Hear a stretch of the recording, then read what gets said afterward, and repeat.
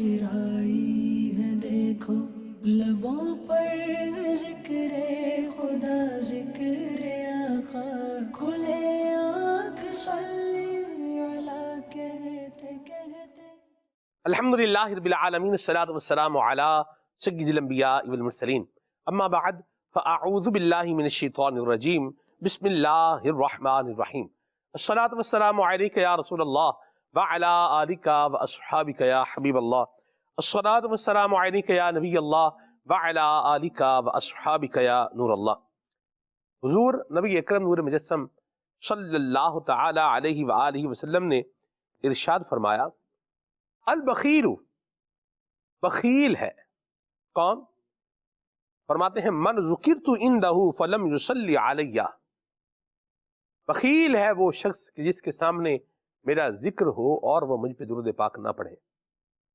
صلو علی الحبیب صلی اللہ تعالی علی محمد صلی اللہ علیہ وسلم صلاۃ و سلام علیک یا سیدی یا رسول اللہ۔ تلاوت کلام پاک آئیے سنیے۔ اعوذ باللہ من الشیطان الرجیم، میں اللہ تعالیٰ کی پناہ میں آتا ہوں شیطان مردود سے۔ بسم اللہ الرحمن الرحیم، اللہ کے نام سے شروع جو نہایت مہربان رحم والا۔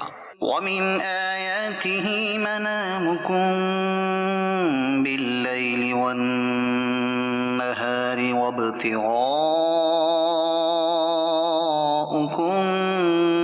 من فضلہ، اور اس کی نشانیوں میں سے ہے رات اور دن میں تمہارا سونا اور اس کا فضل تلاش کرنا۔ ان فی ذلک لآیات لقوم یسمعون، بے شک اس میں نشانیاں ہیں سننے والوں کے لیے۔ ومن آیاتہ یریکم البرق خوفا وطمعا وینزل من السماء ماء فیحیی به الارض بعد موتها ان فی ذلک لآیات لقوم یعقلون۔ اور اس کی نشانیوں سے ہے کہ تمہیں بجلی دکھاتا ہے ڈراتی اور امید دلاتی، اور آسمان سے پانی اتارتا ہے تو اس سے زمین کو زندہ کرتا ہے، اس کے مرے پیچھے بے شک اس میں نشانیاں ہیں عقل والوں کے لیے۔ ومن آیاتہ ان تقوم السماء والارض بأمرہ ثم اذا دعاکم دعوة من الارض اذا انتم تخرجون۔ اور اس کی نشانیوں سے ہے کہ اس کے حکم سے آسمان اور زمین قائم ہیں، پھر جب تمہیں زمین سے ایک ندا فرمائے گا جبھی تم نکل پڑو گے۔ وَلَهُ مَن فِي السَّمَاوَاتِ وَالْأَرْضِ كُلٌّ لَهُ قَانِتُونَ، اور اسی کے ہیں جو کوئی آسمانوں اور زمین میں ہیں، سب اس کے زیر حکم ہیں۔ وَهُوَ الَّذِي يَبْدَأُ الْخَلْقَ ثُمَّ يُعِيدُهُ وَهُوَ أَهْوَنُ عَلَيْهِ، اور وہی ہے کہ اول بناتا ہے پھر اسے دوبارہ بنائے گا، اور یہ تمہاری سمجھ میں اس پر زیادہ آسان ہونا چاہیے۔ وَلَهُ الْمَثَلُ الْأَعْلَى فِي السَّمَاوَاتِ وَالْأَرْضِ وَهُوَ الْعَزِيزُ الْحَكِيمُ، اور اسی کے لیے ہے سب سے برتر شان آسمانوں اور زمین میں، اور وہی عزت و حکمت والا ہے۔ ضرب لكم مثلا من أنفسكم، تمہارے لیے ایک کہاوت بیان فرماتا ہے خود تمہارے اپنے حال سے۔ هل لكم مما ملكت أيمانكم من شركاء فيما رزقناكم فأنتم فيه سواء تخافونهم كخيفتكم أنفسكم، کیا تمہارے لیے تمہارے ہاتھ کے مال غلاموں میں سے کچھ شریک ہیں اس میں جو ہم نے تمہیں روزی دی، تو تم سب اس میں برابر ہو. تم ان سے ڈرو جیسے آپس میں ایک دوسرے سے ڈرتے ہو. كذلك نفصل الآيات لقوم يعقلون. ہم ایسی مفصل نشانیاں بیان فرماتے ہیں عقل والوں کے لیے. بل اتبع الذين ظلموا أهواءهم بغير علم. بلکہ ظالم اپنی خواہشوں کے پیچھے ہو لیے بے جانے. فمن يهدي من أضل الله وما لهم من ناصرين. تو اسے کون ہدایت کرے جسے خدا نے گمراہ کیا اور ان کا کوئی مددگار نہیں. صدق اللہ العظیم. ہم اللہ تعالیٰ سے عافیت کا سوال کرتے ہیں. وہ کریم ہمیں عافیت عطا فرمائے، سلامتی عطا فرمائے، گمراہی سے محفوظ فرمائے اور ہمیں ہدایت عطا فرمائے اور ہدایت پر ثابت قدمی عطا فرمائے اور اللہ ہمیں بری موت سے بچائے. یہ بڑی ہی شناعت، محرومی اور بدبختی ہے اس کی جو ہدایت کے راستے سے دور ہو جائے. العیاذ باللہ. لیس الہادی الا ہو، کہتا ہے یہ ہر بن منہ، سنتا ہوں میں از ہر سو، لیسا سوا کا یا من ہو، لا الہ الا ہو. صلو علی الحبیب صلی اللہ تعالی علی محمد صلی اللہ علیہ وسلم. صلاۃ و سلام علیک یا سیدی یا رسول اللہ. اللہ تبارک و تعالی ہمیں عافیتیں اور سلامتیاں عطا فرمائے. آج کے پروگرام میں ہم حضرت قاضی ایاز مالکی رحمۃ اللہ تعالی علیہ کا ذکر خیر کرنے جا رہے ہیں. مجھے کہنے دیجئے عظیم عاشق رسول حضرت قاضی ایاز مالکی رحمۃ اللہ تعالی علیہ، زبردست محدث، کانا امام وقتی ہی، جن کے بارے میں کہا گیا کہ علم حدیث میں اپنے وقت کے امام تھے. حضرت قاضی ایاز مالکی رحمۃ اللہ تعالی علیہ حسن اخلاق کے پیکر رہے اور لوگوں کے دلوں میں اپنے اخلاق حسنہ سے عزت بنائی جس نے حضرت قاضی ایاز مالکی رحمۃ اللہ تعالی علیہ نے. اور علم کے اندر، عمل کے اندر، اخلاق کے اندر اور اپنے یوں کہہ لیجئے کہ علم کی پختگی کے اندر ایسا مقام حاصل کیا ہے کہ جب قال القاضی کہا جاتا ہے، نام ذکر نہ کیا جائے بلکہ کیا کہا جائے، قال القاضی، تو اس سے مراد ہوتے ہیں حضرت قاضی ایاز مالکی رحمۃ اللہ تعالی علیہ. آپ کی کتاب ہے الشفاء بتعریف حقوق المصطفیٰ. سبحان اللہ، زبردست کتاب ہے اور یوں کہہ لیجئے کہ آپ کی پہچان کتاب ہے. کچھ ذکر انشاءاللہ اس کا بھی کریں گے، آپ کی کالز کو اور آپ کے میسیجز کو بھی پروگرام کا حصہ بنائیں گے. کلام سنتے ہیں خلیل بھائی سے، پھر آگے بڑھیں گے. صلو علی الحبیب صلی اللہ تعالی علی محمد. صلی علی نبینا صلی علی محمد صلی علی شفیعنا صلی علی محمد صلی علی کریمنا صلی علی محمد صلی علی شفیعنا. ہم بھی مدینے جائیں گے آج نہیں تو کل صحیح آقا ہمیں بلائیں گے، آقا ہمیں بلائیں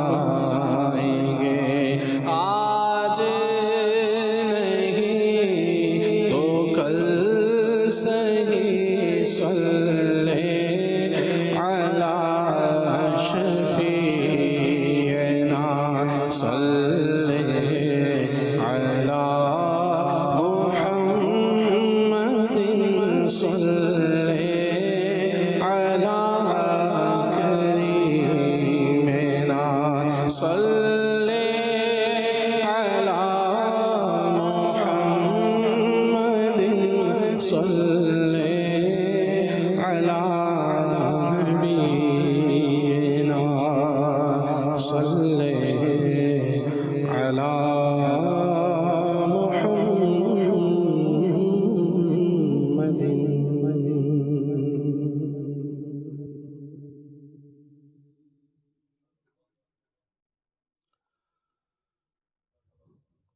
قمر کے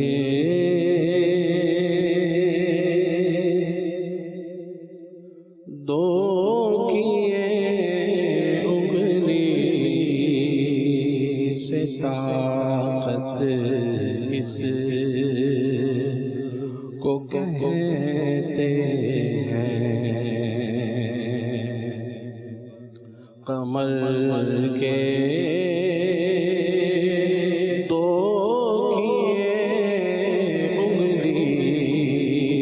طاقت اس کو کہتے ہیں.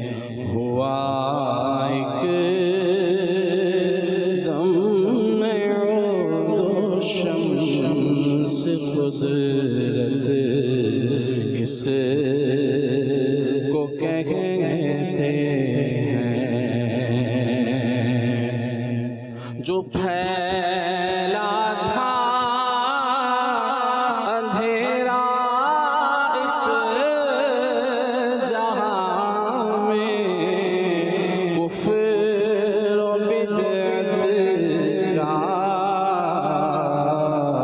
وہ ایک دم میں مٹا شمع ہدایت اس کو کہتے ہیں.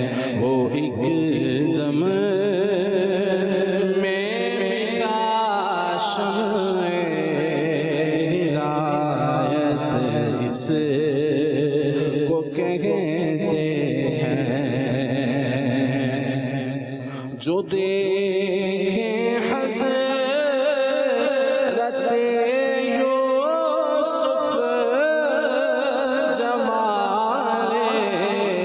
سید عالم جو دیکھیں حضرت یوسف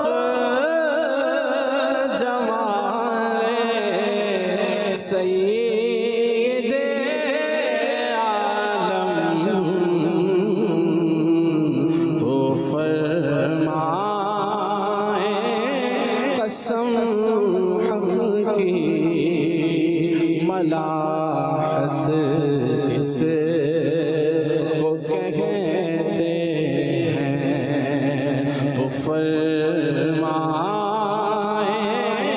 قسم حق کی ملاحت اس کو کہتے ہیں.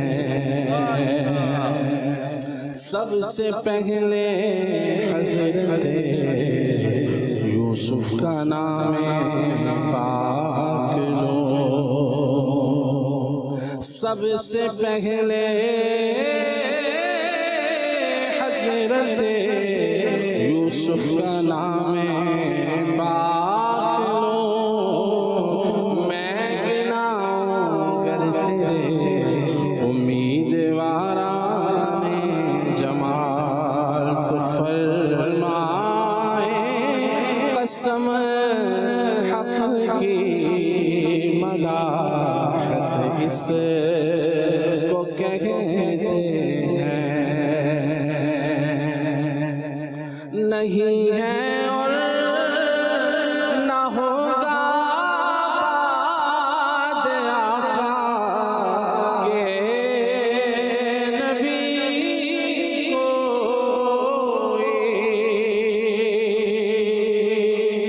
نہیں ہے اور نہ ہوگا بعد آقا کے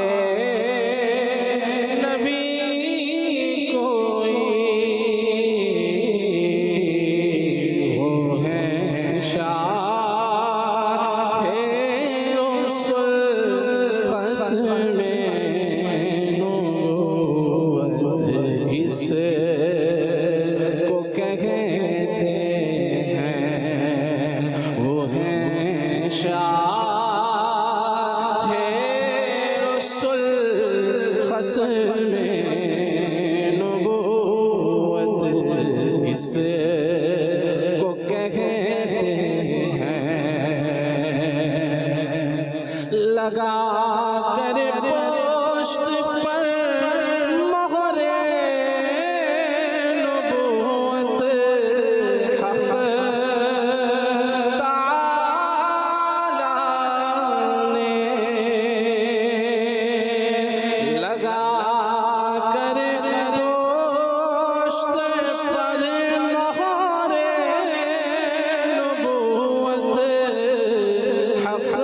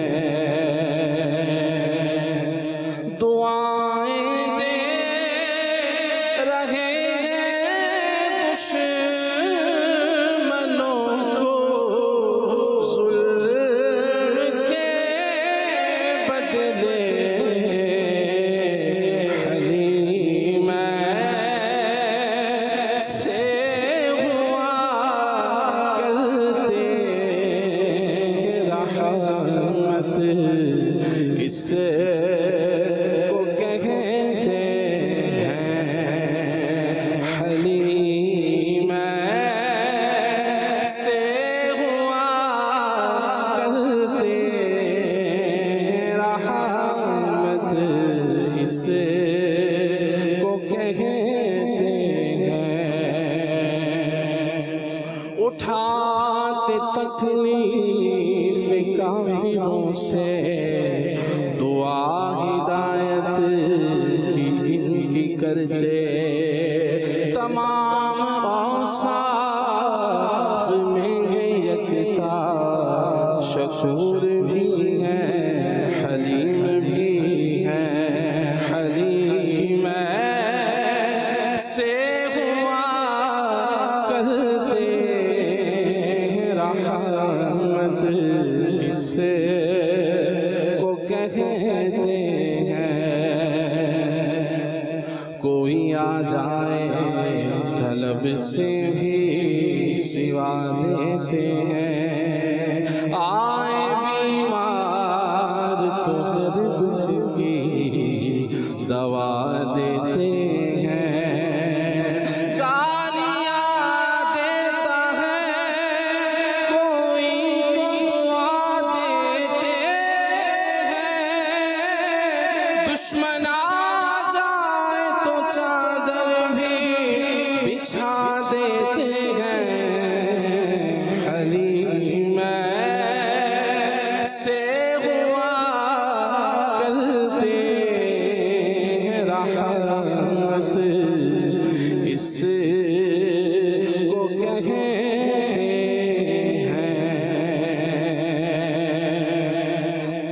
بلا سے پہلے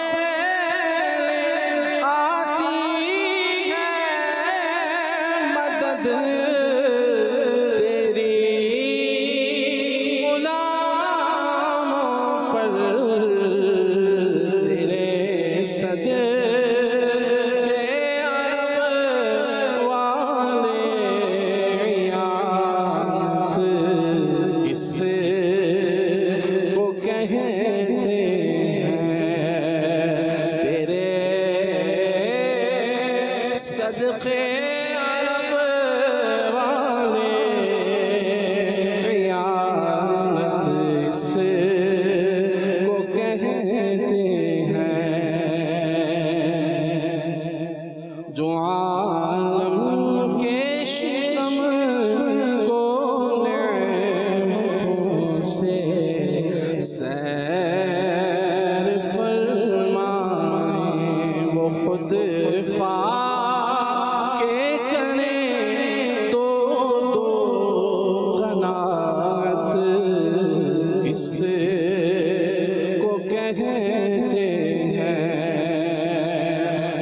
غلامان نبی کو حضرت موسیٰ نے جب پوچھا تو فرمایا خدا نے خیر امت سے کو کہتے ہیں رفیق مصطفیٰ صدیق اکبر غار تیرا میں رفیق مصطفیٰ صدیق اکبر غار تیرا میں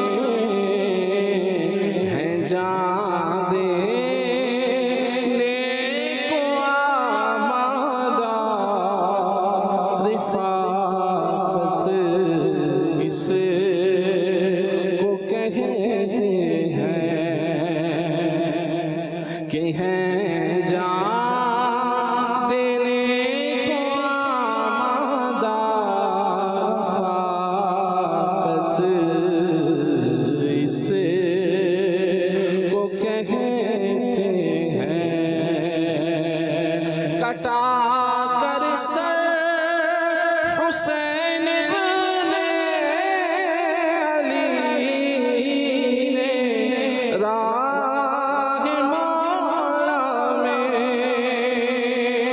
کٹا کر سر حسین بن علی نے راہ مولا میں شہیدوں کے ہوئے سرور شہادت اس کو کہتے ہیں شہیدوں کے ہوئے سرور شہادت اس کو کہتے ہیں تیری شان رہی جو شفر جس وقت آئے گی اٹھے گا شور محشر میں رحمت اس کو کہتے ہیں فرشتوں یاد رکھنا نام اس عاصی کا محشر میں فرشتوں یاد رکھنا نام اس عاصی کا محشر میں جمیل قادری سب اہل سنت اس کو کہتے ہیں جمیل قادری سب اہل سنت اس کو کہتے ہیں کمر کے دو کیے انگلی سے طاقت اس کو کہتے ہیں اللہ اکبر اللہ اکبر سبحان اللہ سبحان اللہ. کیا زبردست کلام اور کیسے ہی پیارے اور ذوق بھرے انداز میں خلیل بھائی نے پڑھا ہے. اللہ تعالی ہم سب کو الفت رسول کی چاشنی نصیب فرمائے. حضور کی محبت کی جو مٹھاس ہے اور جو اس کی روحانیت ہے، جو اس کا ذوق ہے، اللہ ہم سب کو یہ نصیب فرمائے. اور اللہ نبی کریم رؤوف الرحیم صلی اللہ علیہ وسلم کی شفاعت ہم سب کو عطا فرمائے، آمین۔ یہ کرم ہی ہے کہ ہم جیسوں کو نبھا رکھا ہے، ہمارے عیبوں کو اللہ کریم نے محبوب پاک کی نسبت سے چھپا رکھا ہے، ورنہ پہلے تو لوگوں کے عیب کھل جاتے تھے، دروازوں پر لکھا ہوتا تھا رات کو گناہ کرتا تھا، صبح دروازے پر نیم پلیٹ لگی ہے، ایسے ہی لکھا کہ اس نے فلاں گناہ کیا ہے۔ لوگوں کے عیب کھل جاتے تھے اور برباد ہوتے تھے، ہلاک ہو جاتے تھے، صفا ہستی سے مٹ جاتے تھے۔ یہ محبوب کریم صلی اللہ علیہ وسلم کی نسبت کا فیضان ہے کہ اللہ تبارک و تعالی نے ہمیں ان ہلاکتوں سے اور عذابوں سے بچا رکھا ہے۔ نسبت بڑی چیز ہے مدنی چینل کے ناظرین، اللہ کرے ہماری یہ جو آقا کریم صلی اللہ علیہ وسلم کے ساتھ جو ایک نسبت ہے، ہماری ایمان کی نسبت ہے، جو ایقان کی نسبت ہے، جو یہ محبت کی نسبت ہے، یہ جو اطاعت و فرما برداری کی نسبت ہے، اللہ کرے اس نسبت میں کبھی زوال نہ آئے اور یہ کبھی نہ چھوٹنے پائے، اور نبی اکرم نور مجسم صلی اللہ تعالی علیہ وآلہ وسلم کی اسی نسبت کے ساتھ ہم قیامت میں بھی اٹھائے جائیں اور نبی کریم صلی اللہ علیہ وسلم کی شفاعت سے نوازے جائیں اور اللہ تبارک و تعالیٰ کی رحمت کے دامن میں ہم لوگ جو ہے وہ لیے جائیں، آمین آمین بجاہ النبی الامین علیہ وعلی آلہ افضل الصلوات والتسلیم۔ حضرت قاضی ایاز مالکی رحمۃ اللہ تعالی علیہ کی مبارک ذات پر آج ہم انشاءاللہ الکریم گفتگو کریں گے۔ رکن شورا حضرت مولانا قبلہ حاجی ابو ماجد محمد شاہد اتاری مدنی دامن القدم القدسیہ ہمارے ساتھ ماشاءاللہ پروگرام میں موجود ہیں۔ کون تھے یہ قاضی ایاز مالکی؟ کہاں سے تعلق رکھتے تھے؟ کیا ان کا قبیلہ کنبہ کیا تھا؟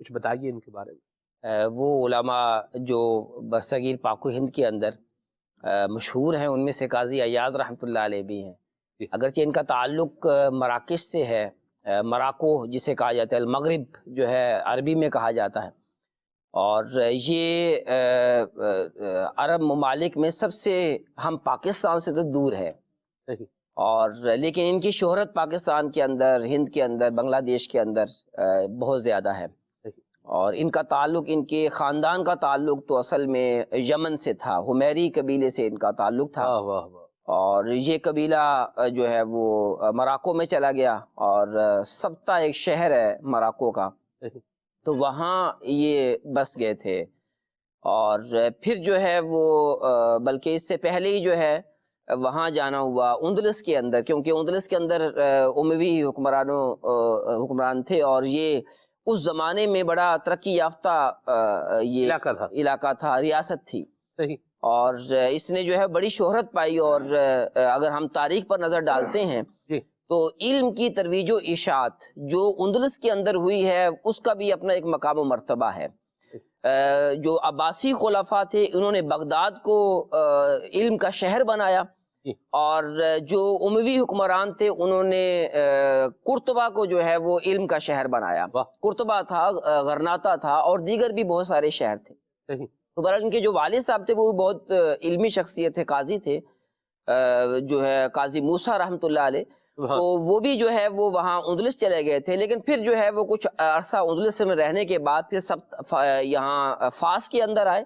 مراکو کا شہر فاس بڑا مشہور ہے، اور یہاں مراکو فاس کے بعد پھر یہ سبتا میں چلے گئے۔ بہرحال یہ ساری تفصیلات یہ ہے کہ یمن سے جو ہے وہ اندلس کا سفر ہوا، اندلس سے جو ہے وہ مراکو کا سفر ہوا، مراکو سے فاس شہر میں آئے، پھر سبتا میں آ گئے۔ ان کی جو پیدائش ہے وہ سبتا میں 476 ہجری میں ہوئی ہے، اور بڑا یہ عظیم خاندان تھا، اور جیسا خاندان ہو پھر اس کا اثر بھی ہوتا ہے۔ کیا بات ہے جی۔ اور یہ مالکی خاندان تھا، فقہ مالکی کے ساتھ تعلق رکھتے تھے۔ صحیح۔ تو انہوں نے جو علم دین ہے وہ ابتدائی علم دین تو سبتا کے اندر ہی حاصل کیا ہے۔ صحیح۔ اور جو سبتا کے اساتذہ سے ان سے انہوں نے استفادہ کیا، اور پھر اسی پر اکتفا نہیں کیا، پھر یہ علم کے شہر جو ہے وہ اندلس میں چلے گئے، اور اندلس وہاں جا کر انہوں نے علم دین حاصل کیا، اور قرطبہ کے اندر انہوں نے بہت عرصہ گزارا۔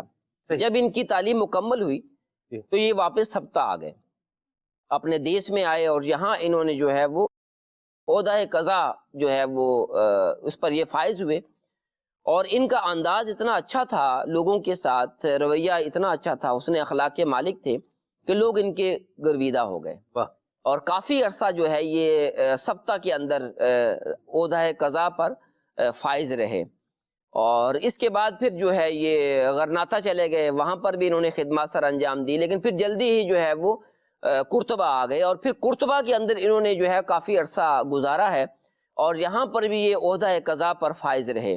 اگر ان کی شخصیت کو دیکھا جائے تو بہت بڑے عالم تھے، اور فقہ کے اندر بھی ان کو کمال حاصل تھا، اور یہ حدیث کے اندر تو یہ امام تھے حدیث کے، اور تاریخ پر بھی ان کی گہری نظر تھی، اور یہ یعنی یہ 3 علوم ایسے ہیں کہ جو اس میں یہ سمجھیے کہ امام تھے، اور پھر عہدہ قضا ان کے پاس تھا، تو یوں جو ہے وہ قضا کے علم قضا کے حوالے سے تو یہ آپ یوں سمجھے ڈاکٹریٹ انہوں نے کی ہوئی تھی۔ کیا بات ہے، سبحان تو یوں یہ شخصیت جو ابتدائی طور پر جو آتا ہے یہ ہے۔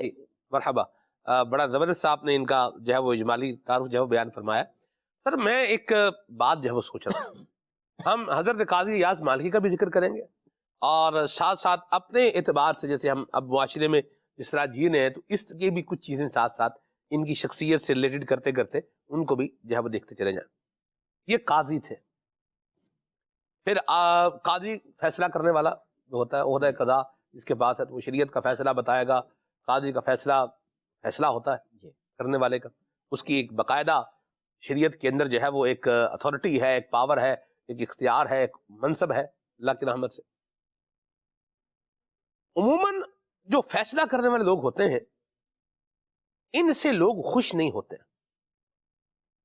فیصلہ کرنے والے جیسے ہم قاضی سے ہٹ کر ایک نارمل وے پر اس کو تھوڑا جرنلائز کر کے اگر ہم ایک جو ہے وہ بات کریں کہ جس طرح خاندانوں کے اندر، برادریوں کے اندر اور دوستوں کے اندر بھی بعض اوقات کوئی نہ کوئی ایسی بات آپس میں ہو جاتی ہے کہ آپ کو اس کا کوئی تھرڈ پارٹی ہے آپ کا، یا کوئی یوں بولیں کہ ان کے ساتھ آپ نیوٹرل جو پارٹی ہے ان سے آپ بیٹھ کے کسی اچھے آدمی کے ساتھ جس پر دونوں کو اعتماد ہوتا ہے بیٹھ جاتے ہیں، بات کرتے ہیں، پھر وہ بندہ ایک چیز بتاتا ہے جی دیکھیے یہ صحیح ہے یہ صحیح نہیں ہے۔ دیکھا ہی جاتا ہے کہ ایسے لوگوں سے لوگ جو ہے وہ خوش رہتے نہیں ہیں، یا ان کے بارے میں کومنٹس بعض اوقات نیگیٹو بھی آ رہے ہوتے ہیں۔ تو آپ کیا خیال فرماتے ہیں کہ حضرت قاضی ایاز مالکی کی تو تعریفیں جو ہے وہ ہم سن رہے ہیں، ابھی بڑے بڑے علماء ان کی جو ہے وہ تعریفیں بیان کر رہے ہیں، لوگ آپ دیکھیں تعریف کرنے والے تعریف جو ہے وہ کر رہے ہیں، یہ بھی ایک بات ہے، بڑی بات ہے، اس پر بھی ہم آئیں گے انشاءاللہ، لیکن کیا فرماتے ہیں کیا وجہ ہے اس کی؟ استاد دیکھیں جو عہدہ قضا ہے اس کے اپنے اصول و ضوابط ہیں، جس میں سے بنیادی طور پر تو خوف خدا ہے، اور پھر جو ہے وہ جس کے بارے میں فیصلہ کرنا ہے تو اس پر اس کے دل کے اندر بغض نہ ہو، یعنی دونوں پارٹیوں میں سے کسی کے بارے میں بھی اس کے دل میں بغض نہ ہو، اور پھر جو ہے وہ علم قضا پر دسترس حاصل ہونا اور اس کی جو باریکیاں ہیں اس کو جاننا۔ تو یہ جب چیزیں مل جاتی ہیں تو پھر خوف خدا ہر جگہ رہنمائی کر رہا ہوتا ہے، تو پھر آدمی فیصلہ انصاف پر کرتا ہے، اور جب کسی کے بارے میں یہ شہرت ہو جاتی ہے کہ جب بھی یہ فیصلہ کرتا ہے تو لوگوں کا منہ نہیں دیکھتا، بلکہ جو ہے وہ اصول و ضوابط کے مطابق اور حق پر جو ہے فیصلہ کرتا ہے، اور جب اس کی یہ شہرت ہو جاتی ہے تو پھر لوگ جو ہے وقتی طور پر تو کوئی پارٹی جو ہے وہ ہو سکتا ہے کہ اس کے دل میں ملال آئے، لیکن حق تو حق ہوتا ہے، تو اس کی زبان سے بھی یہی نکلے گا کہ اگرچہ ہمارے خلاف یہ فیصلہ ہوا ہے لیکن فیصلہ حق ہے، اور ایک چیز جو ہے وہ بندے کی گڈ ول بن جاتی ہے معاشرے کے اندر۔ تو اگر انسان جو ہے وہ اصول و ضوابط کے مطابق خوف خدا اور عشق مصطفیٰ صلی اللہ علیہ وسلم کا دامن تھام کر چلے گا تو پھر رب کی رحمت سے اس کی تعریف ہی ہوگی، مذمت کرنے والے لوگوں کی کمی ہی ہوگی۔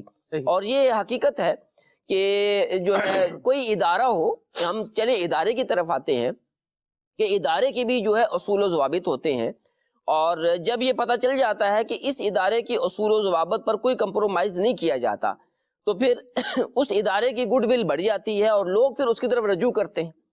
تو یوں ہی جو ہے وہ عہدہ قضا بھی ہے، اور دیگر بھی معاملات دیکھ لیں، ہمارے ہاں جو پنجاب کے اندر پنچایت ہوتی ہے اور باقاعدہ لوگ جو ہے مل کر فیصلے کرتے ہیں، اپنے معاشرتی جو فیصلے، خاندانی فیصلے ہوتے ہیں. اور ہمارے جو ہے خاندانوں کے اندر کچھ لوگ ایسے ہوتے ہیں کہ جو بڑی عمر کے ہوتے ہیں اور تجربے والے ہوتے ہیں، وہ بھی فیصلے کرتے ہیں.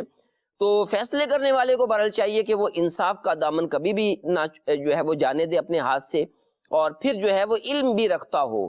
تو بنیادی جو ہے وہ عشق مصطفیٰ، خوف خدا، یہ بنیاد ہے. اس کے بعد علم ہے، اور اس کے بعد یعنی جو ہے وہ فیصلہ کسی کا منہ دیکھ کر نہ کرے، بلکہ جو ہے اصول و ضوابط کے مطابق کرے. تو یہ ساری چیزیں جب جمع ہوں گی اور فیصلہ پھر درست ہی ہوگا انشاءاللہ. اور جب فیصلے درست ہوں گے تو پھر گڈ ول بن جائے گی اور لوگ پھر اس کی تعریف ہی کریں گے. واہ مرحبا، بڑی زبردست بات کہی آپ نے. اور فیصلہ جو بھی کرے ذہن میں رکھے کہ کہیں یہ فیصلہ، میرا فیصلہ شریعت کی حدود کو پامال تو نہیں کرنا. فیصلہ اپنے حساب سے نہیں کرنا. فیصلہ جب کرنا ہے تو اللہ رسول کے احکامات کو دیکھتے ہوئے فیصلہ کرنا ہے. چلو کوئی بات نہیں، تمہارا 10 لاکھ روپیہ اس نے دینا ہے نا، 5 لاکھ روپیہ دے رہا ہے، شکر کرو یہ بھی مل رہا ہے. 10 تو نہیں مل رہا نا، 5 تو دے ہی رہا ہے نا، بس اب کرو، ڈن کرو. آپ فیصلہ کرنے بیٹھے ہوئے ہیں یا اس کو اگلے بندے کو مطلب پھنسانے کے لیے یا اس کو جھکانے کے لیے بیٹھے ہوئے؟ یہ ایک بات میں نے لی ہے. کچھ زمین ہے نا تمہاری، 10 ایکڑ زمین پہ قبضہ ہے نا، چلو 6 تو مل رہی ہے نا، 6 تو کہہ رہا میں دے رہا ہوں بھائی، 6 لے لو، ورنہ تو پھر یہ بھی اس سے بھی جاؤ گے. یہ آپ فیصلہ کر رہے ہیں یا بندے کو جو ہے وہ اس کو لپیٹ رہے ہیں، اس کو مطلب دبا رہے ہیں، اس کا حق مروا رہے ہیں. اس کا فیصلہ کرنے والے کو فیصلہ کرنے کے لیے بٹھایا جاتا ہے، پیچ اپ کروانے کے لیے نہیں کہ بھئی اتنے میں یہ جو ملا ملو کے وہ معاملہ کر دے. فیصلہ تو جب کرے تو پھر حق کا فیصلہ کرے کہ بھئی یہ ہے، یہ یوں ہے. 10 ایکڑ زمین ہے تو 10 ایکڑ زمین ہی جو ہے نا وہ بنتی ہے. اتنی زمین ہے تو، اور جو یہ زمین کا بالخصوص فیصلہ کر رہے ہوتے ہیں ان کو پتا ہوتا ہے کہ کون سی زمین بنتی ہے، کس طرح بنتی ہے، کیسے بنتی ہے. تو لوگ بعض اوقات جو ہے نا اس میں ہٹ دھرمی جو ہے وہ اختیار کر کے، پتا ہوتا ہے میں غلط کر رہا ہوں. غلط کرنے والے کو بھی بعض اوقات پتا ہو، بلکہ اکثر اوقات پتا ہوتا ہے کہ جو میں کر رہا ہوں کیا کر رہا ہوں، غلط کر رہا ہوں. جب جرم کیا ہے تو پھر اس کا خمیازہ بھگتنا پڑے گا، اور یا تو خمیازہ بھگتنا پڑے گا یا پھر جو اس کی صلح کے لیے اسلام نے اصول و ضوابط رکھنے ہیں ان کو فالو کرنا پڑے گا. بندہ بولے کہ چٹ بھی میری اور پٹ بھی میری، تو یوں نہیں ہوتا. یہ بھی جو ہے وہ ذہن میں رکھنا چاہیے. اور بات کرنے والے کو بھی چاہیے کہ یہ دھیان رکھے، آج تو زبان جو ہے چل رہی ہے، بول ہی رہی ہے، کوئی پکڑنے والا نہیں ہے زبان کو. ہاتھ تو پکڑ لیتے ہیں لوگ، زبان نہیں پکڑی جا سکتی. ٹھیک ہے جی، کان بند ہو سکتے ہیں، آپ کان بند کر لیں گے آواز نہیں آئے گی. زبان کو بند کرنے کے لیے منہ لوگ کم ہی کسی کا جو ہے بند کرتے ہیں، ورنہ بول ہی رہا ہوتا ہے. آج تو زبان کی چل رہی ہے، کوئی کر نہیں رہا، ڈر جائے اللہ کے غضب سے. فصب علیہم ربک صوت عذاب، جب وہ غضب کا کوڑا برستا ہے اور اللہ کریم کی گرفت جو ہے وہ آتی ہے، پھر بندہ جو ہے نا وہ نمرود کا حال دیکھ لے، فرعون کا حال دیکھ لے، شداد کا حال دیکھ لے. کیا ہوا؟ اللہ سے ڈرنا چاہیے. اللہ پاک سے ڈر کے اس کے محبوب کریم صلی اللہ علیہ وسلم کا شرم اور حیا کر کے بندے کو جو ہے نا وہ جینا چاہیے. اکڑ تبھی تک چلتی ہے جب تک پکڑ نہیں ہوتی. جب تک پکڑ نہیں ہے اللہ کی طرف سے تب تک اکڑ کیا ہے؟ چل رہی ہے. فرعون کی بھی چل رہی تھی نا، اور بھی آپ دیکھیے زمانے میں، آپ دیکھیں چل رہی ہوتی ہے. اکڑ تب تک چلتی ہے جب تک پکڑ نہیں ہوتی، اللہ کی پکڑ نہیں ہوتی. اللہ سے بندہ اس کی پناہ کا سوال کرے، عافیت کا سوال کرے، اور جب فیصلہ کرنے پر آئے تو پھر حق کا فیصلہ کرے. فیصلہ کرے تو پھر حق کا فیصلہ کرے، اور اللہ اور اس کے رسول کے احکامات کے مطابق فیصلہ کرے. بڑی زبردست اور خوبصورت بات فرمائی ہے رکن شورا نے کہ کسی کا منہ دیکھ کے فیصلہ نہ کرے. یہ تو عدنان حافظ صاحب ہیں، ہم نے تو ساتھ پڑھا ہے، بڑا تعلق واسطہ ہے. آپ کو فیصلہ کرنے بولیں یار حافظ صاحب کا فیصلہ ہے، تو فیصلہ تو ان کی حق میں ہی ہونا ہے. حق میں نہیں، فیصلہ جب ہونا ہے تو پھر وہ انصاف میں ہونا ہے. قبر میں حافظ صاحب نے تھوڑی جانا، میں نے خود ہی اپنی قبر میں جانا ہے. اللہ سے ہم معافیت کا سوال کرتے ہیں. یہ چیزیں ذہن میں رکھیں. فیصلہ کرنے والے پہلے نمبر پر تو اگر فیصلہ کرنے کا ہمارے پاس شریعت کی روح سے کوئی ہمیں علم نہیں ہے، کوئی نالج نہیں ہے، تو پھر اس سے بچیں. نہ کریں فیصلہ. آپ کے پاس کوئی آیا فیصلہ کرانے کے لیے، جی ہم یہ ہمارا پرابلم ہے، یہ ہمارا فیملی میٹر ہے، یہ ہمارا مسئلہ ہے، آپ اس کا جو ہے نا وہ اس کا سلیوشن آپ جو ہے کر دیں، فیصلہ کر دیں. اگر آپ کو نہیں پتا کہ شریعت اسلامیہ کے اس کے بارے میں کیا حکام ہے تو آپ ان سے معذرت کر لیں، جی میں اس پر فیصلہ نہیں کر سکتا. کوئی اور مسئلہ ہے کسی کا، اس پر کوئی آیا ہے، جی یہ ہمارا فیصلہ کر دیں. اصل میں مجھے اللہ رسول نے کیا حکم دیا ہے یہ اس بارے میں جو ہے نا مجھے معلومات نہیں ہے، لہذا میں اس میں فیصلہ نہیں کرنے کی پوزیشن میں نہیں ہوں. یوں بندہ بول کے اپنے آپ کو بچا لے. ابھی تو تھوڑی سی ہے کہ اپنی لا علمی کا اظہار تھوڑا کرے گا نا، بھائی مجھے نہیں پتا یہ بول کے تو چھٹ جائے گا، بچ جائے گا. اور اگر کچھ غلط کر جائے گا پھر قبر پر وزن آئے گا اور پھر بندہ قیامت میں پھر بچ نہیں پائے گا. اللہ پاک سے عافیت کا سوال ہے اور اللہ ہمیں عافیت والی راہ عطا فرمائے. اور جو غلط ہے وہ یہ تسلیم کر لے کہ میں کیا ہوں، غلط ہوں. چاند کی طرف منہ کر کے اگر کوئی تھوکنا شروع کر دے تو اس کو کیا ہے. لیکن چاند چمک رہا ہے، ابھی آپ رات کو کبھی دیکھیں چاند جو ہے یہ چمک رہا ہے، ابھی تو بڑھ رہا ہے نا، 14ویں کی طرف جو ہے وہ جا رہا ہے تو بڑھ رہا ہے، چمک رہا ہے، روشنی دے رہا ہے. کتے آپ دیکھیں بھونک رہے، کتے بھونکتے رہتے ہیں، وہ اپنا کام کر رہے ہیں، وہ اپنا کام کر رہے ہیں، وہ چمک رہا ہے تو اپنا کام. اللہ تبارک و تعالی ہمیں عقل سلیم جو ہے وہ عطا فرمائے. بات بندہ جو بھی کرے وہ صحیح کرے، اور جو غلط ہے وہ تسلیم کر لیں کہ ہاں غلطی تو مجھ سے ہوئی ہے. اب جب غلطی ہوئی ہے اس کا کس طرح سے مجھے ازالہ کرنا ہے اور کیا شریعت کے احکام ہے، اس کے مطابق اگر چل جائے گا تو دنیا میں بھی تھوڑی بعض اوقات ہوتا ہے کہ بندے کو سزا ہوتی ہے، تو اس سزا سے آگے کی سزا سے اگر بچ جائے تو یہ سودا مہنگا تو نہیں ہو سکتا. جی بالکل. اصل تو آخرت ہے. جی دنیا کی زندگی کتنی ہے جو آدمی جی لے گا، اور جو انسان شریعت کے مطابق زندگی نہیں گزارتا اور اس میں فیصلے بھی کرنا ہوتے ہیں، اور ایک ہوتے ہیں فیصلے بڑی سطح پر کرنا، ایک فیصلے تو ہمارے خاندان کے اندر ہی ہو رہے ہوتے ہیں، بلکہ والد کو تو اپنے بچوں کے بارے میں بعض اوقات فیصلہ کرنا پڑتا ہے نا. تو برابری جو ہے وہ بچوں کے اندر بھی وہ بھی ضروری ہے. اور جو ہے وہ اگر کسی کو دے بھی رہا ہے تو دوسروں کو سمجھا بھی دے کہ اس کو جو زیادہ دیا پھل لے کر آئے. ایک بچے کو جو ہے وہ ڈبل دے دیا تو اب دیگر کو بتا بھی دے کہ اس کو ڈبل اس لیے ملا ہے. مثال کے طور پر اس نے جو ہے وہ امتحان میں اچھے نمبر لیے ہیں تو آج اس کو ڈبل ملے گا، تو اب دوسروں کو بھی ہوگا ہاں اس نے امتحان میں اچھے نمبر لیے ہیں، اس کو ڈبل ملنا چاہیے. تو یہ بھی ایک چھوٹی چھوٹی انصاف کی باتیں بھی ہوتی ہیں.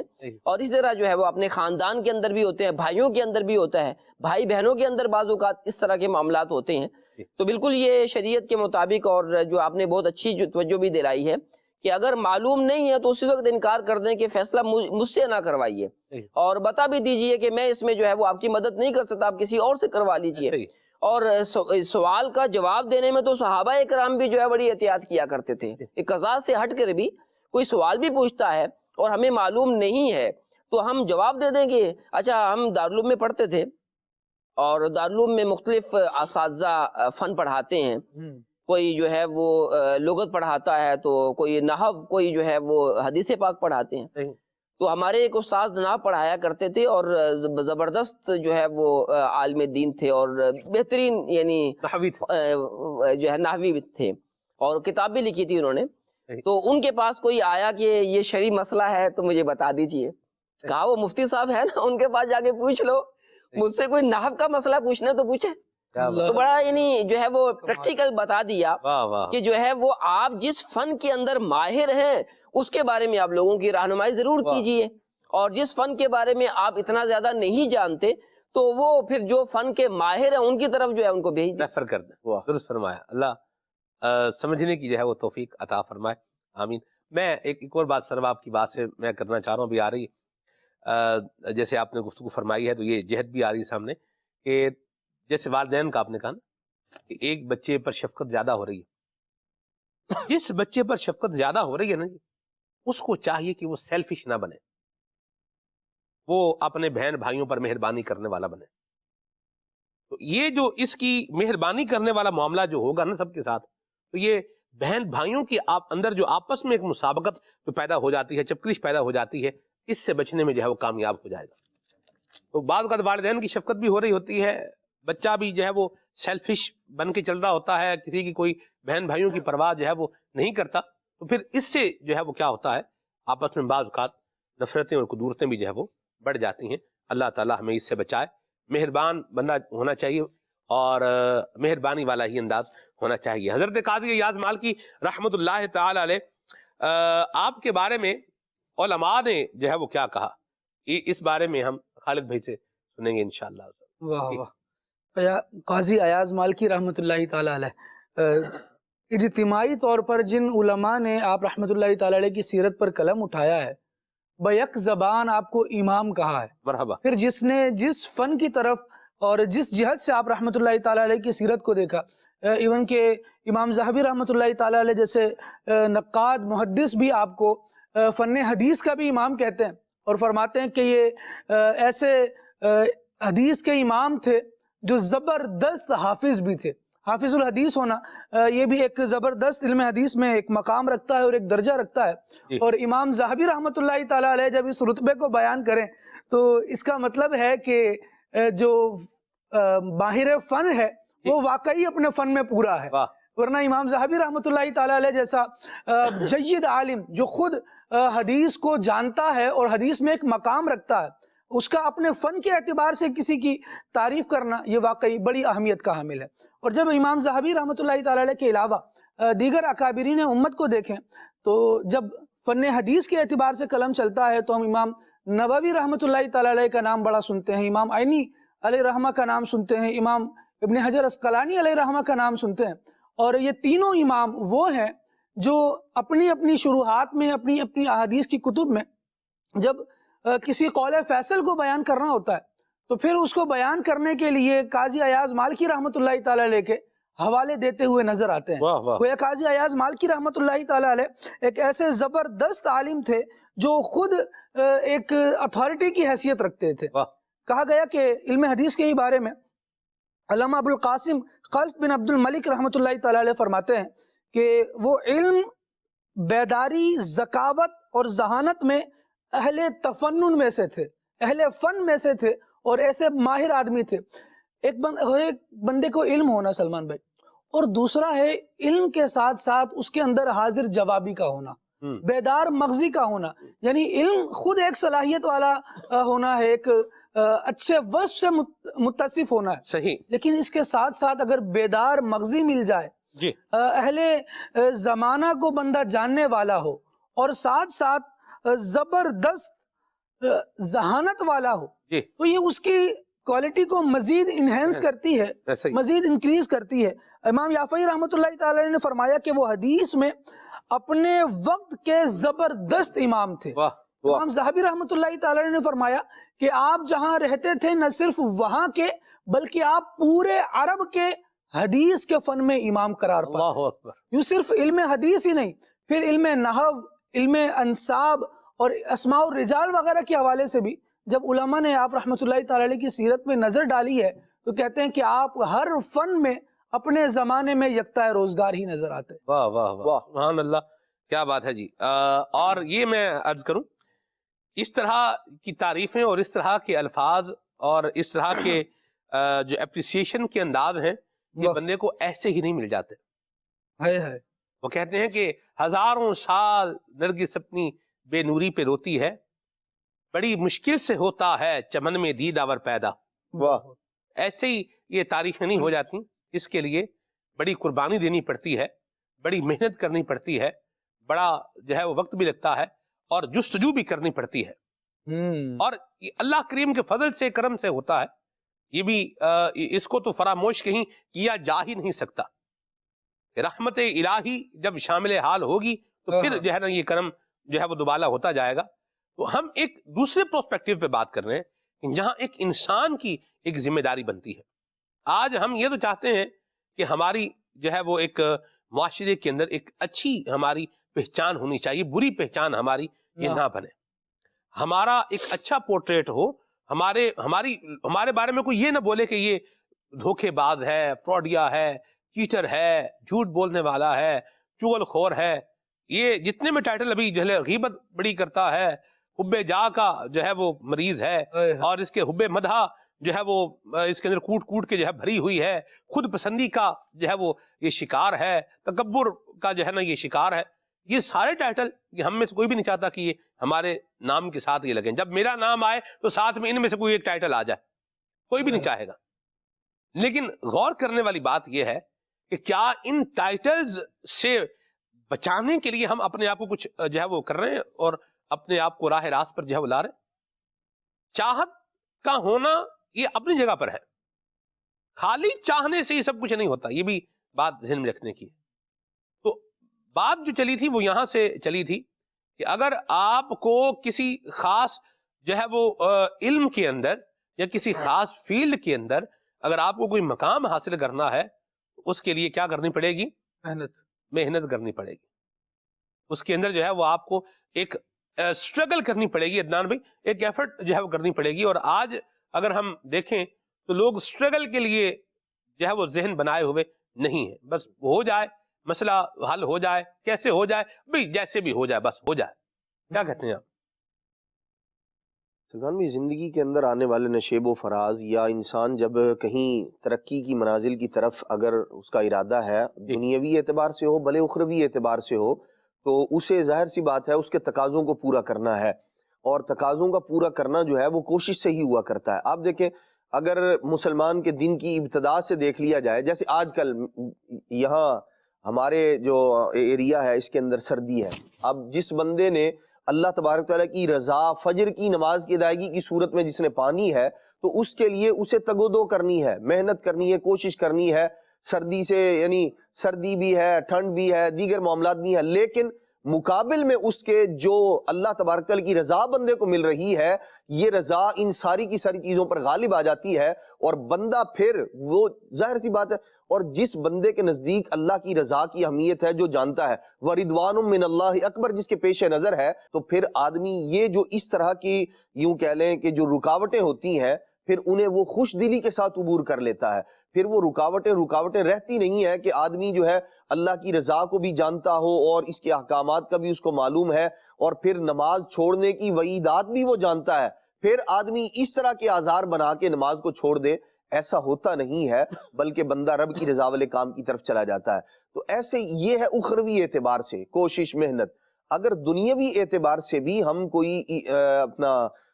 کوئی ہمارا مقصد ہے، کوئی اچھی جو ہے وہ جاب کی طرف بندہ کوشش کرتا ہے، کاروبار میں اچھا جو ہے وہ چلانا چاہتا ہے، تو ظاہر سی بات ہے جو اس کے تقاضے ہیں ان کو وہ بندہ پورے کرے گا. اور جب تقاضے پورے کرے گا پھر ہوتا کیا ہے، جو بندے کے ذمے ہے وہ اس نے کام کیا، خوش دلی کے ساتھ کیا، وہ حتیٰ کہ علم دین حاصل کرنے کے اعتبار سے ہو، اگر وہ درجے میں نہیں جائے گا، کلاس میں نہیں جائے گا، سبق نہیں یاد کرے گا، پڑھے گا نہیں، استاد کا بتایا ہوا سنے گا نہیں، تقاضے پورے نہیں کر رہا، اب وہ یہ سمجھے کہ میں ایک بہت بڑا عالم بن جاؤں جس کے لوگ جو ہے وہ گن گائیں اور جس کی تعریفات ہوں، قلم کو ہاتھ نہیں لگایا اور کتابیں لکھ لکھ کے مکتبے بھر دیے جائیں میرے نام سے، تو ایسا آدمی بس نام کا ہی آدمی رہ سکتا ہے.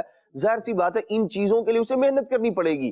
اور یہ تقاضا ہے یوں کہہ لیں مصنف بننے کے لیے، ایک اچھا کاروباری بننے کے لیے کچھ چیزیں جو ہے وہ اس کے تقاضے ہیں جن کے بغیر وہ پائی نہیں جاتی.